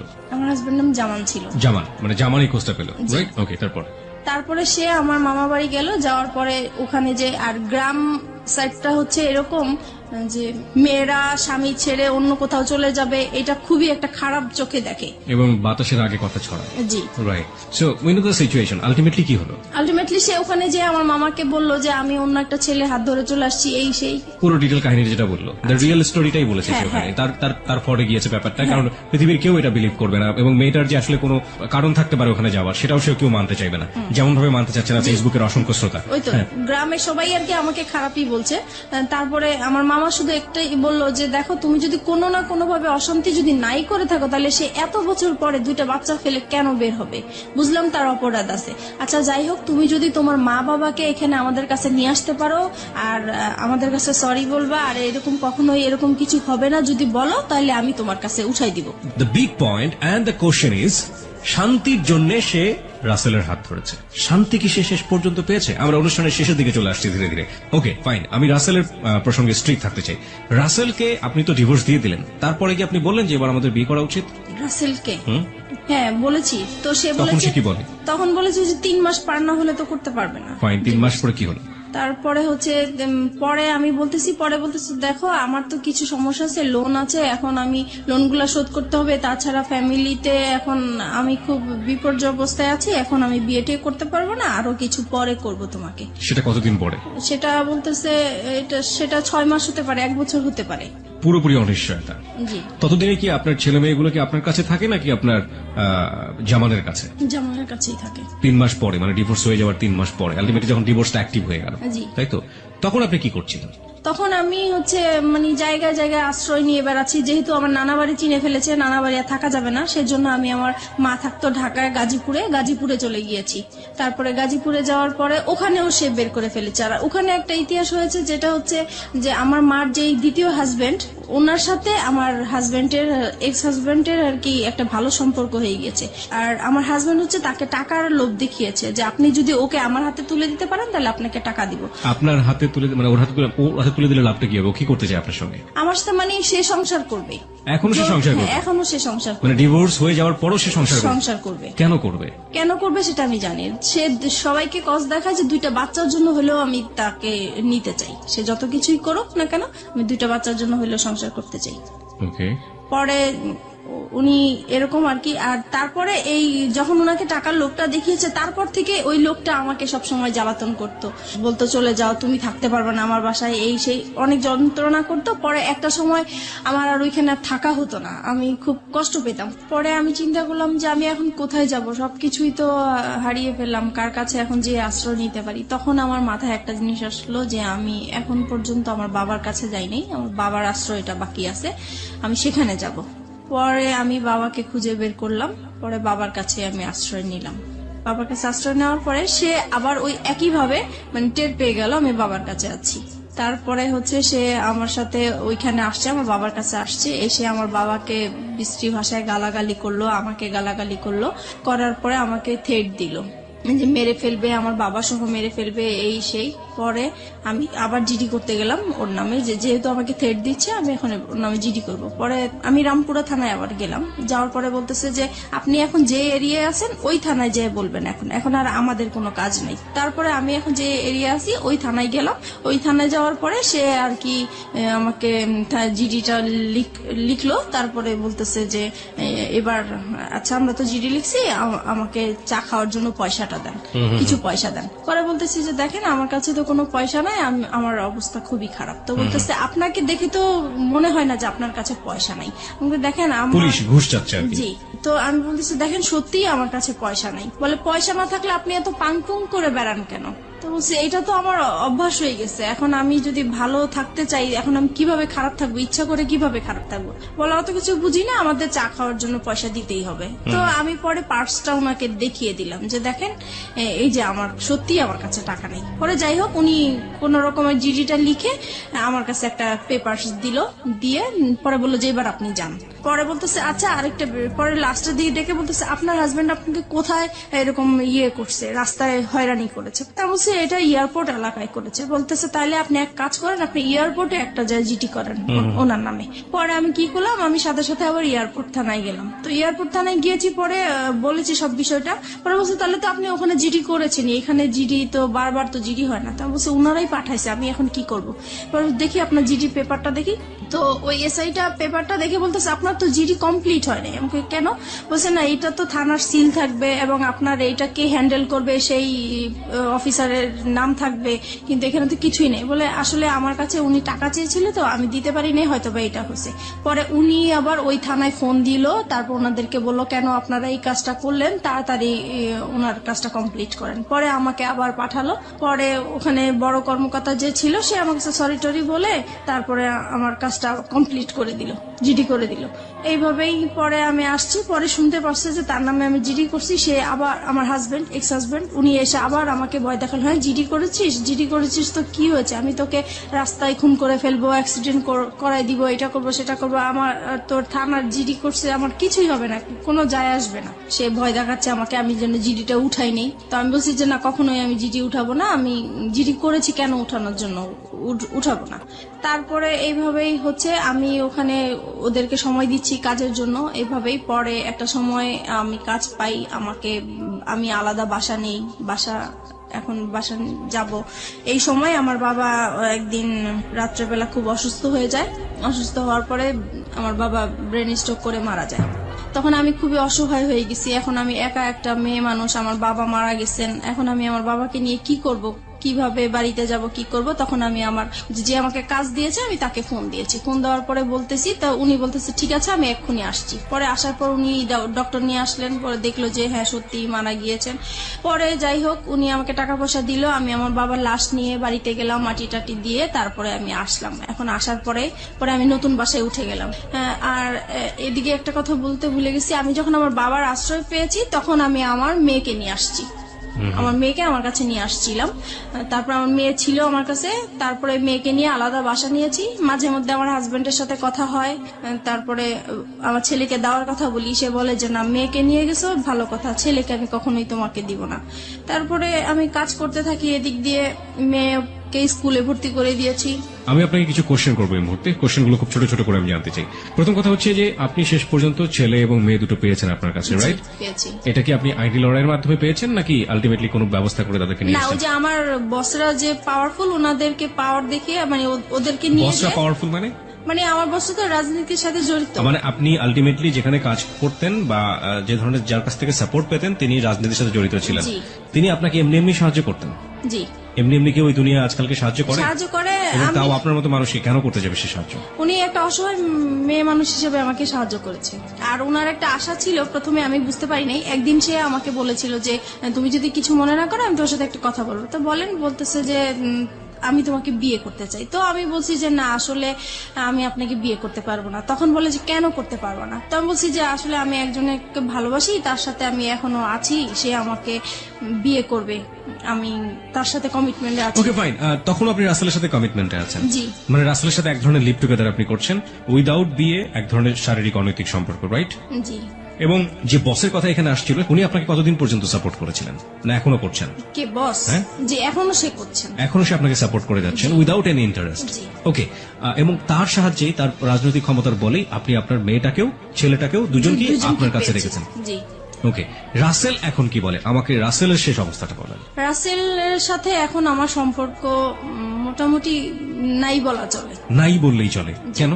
কারণ সে আমার একটা ফল্ট পেয়ে, মানে আসলে এটা ফল্ট না, কিন্তু সে ফল্ট ধরে জাস্ট আমাকে বলতেছে তোমার এই ফল্টের জন্য আমি আর তোমার সাথে সম্পর্ক রাখবো Which fault? ফল্টটা হচ্ছে যে আমি যেহেতু বাইং হাউসের কাজ করি, আমার বাইরেদের সাথে কন্ট্যাক্ট করতে হয়, বাইরেদেরকে মেসেজ পাঠাতে হয়। তো একটা মেসেজ অবশ্য আমি ব্যক্তিগতভাবে পাঠিয়ে ফেলছিলাম, তো সেই মেসেজটা সে দেখেছে, দেখার পরে সে ওইটাকেই ফল্ট মনে করেছে।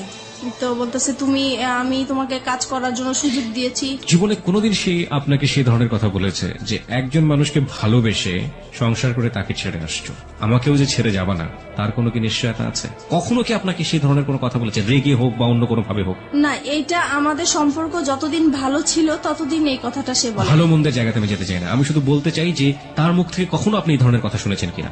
লাস্টের দিকে শুনেছি। লাস্টের দিকে শুনেছেন। This is the real fact.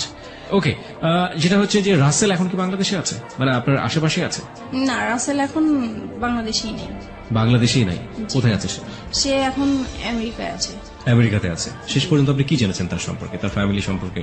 সে লাস্টে আমাকে যখন সে যেদিন চলে যাবে সেদিন আমাকে ফোন দিয়ে বলতেছে, দেখো ওই ফোন টোন বা SMS ওগুলো আসলে কিছুই ছিল না, তুমি আমাকে সরাসরি যদি তোমাকে বলি আমি বাইরে চলে যাচ্ছি, আমাকে তো যেতে দিবে না, তাই আসলে ওইরকম কিছু বলা হয়েছে।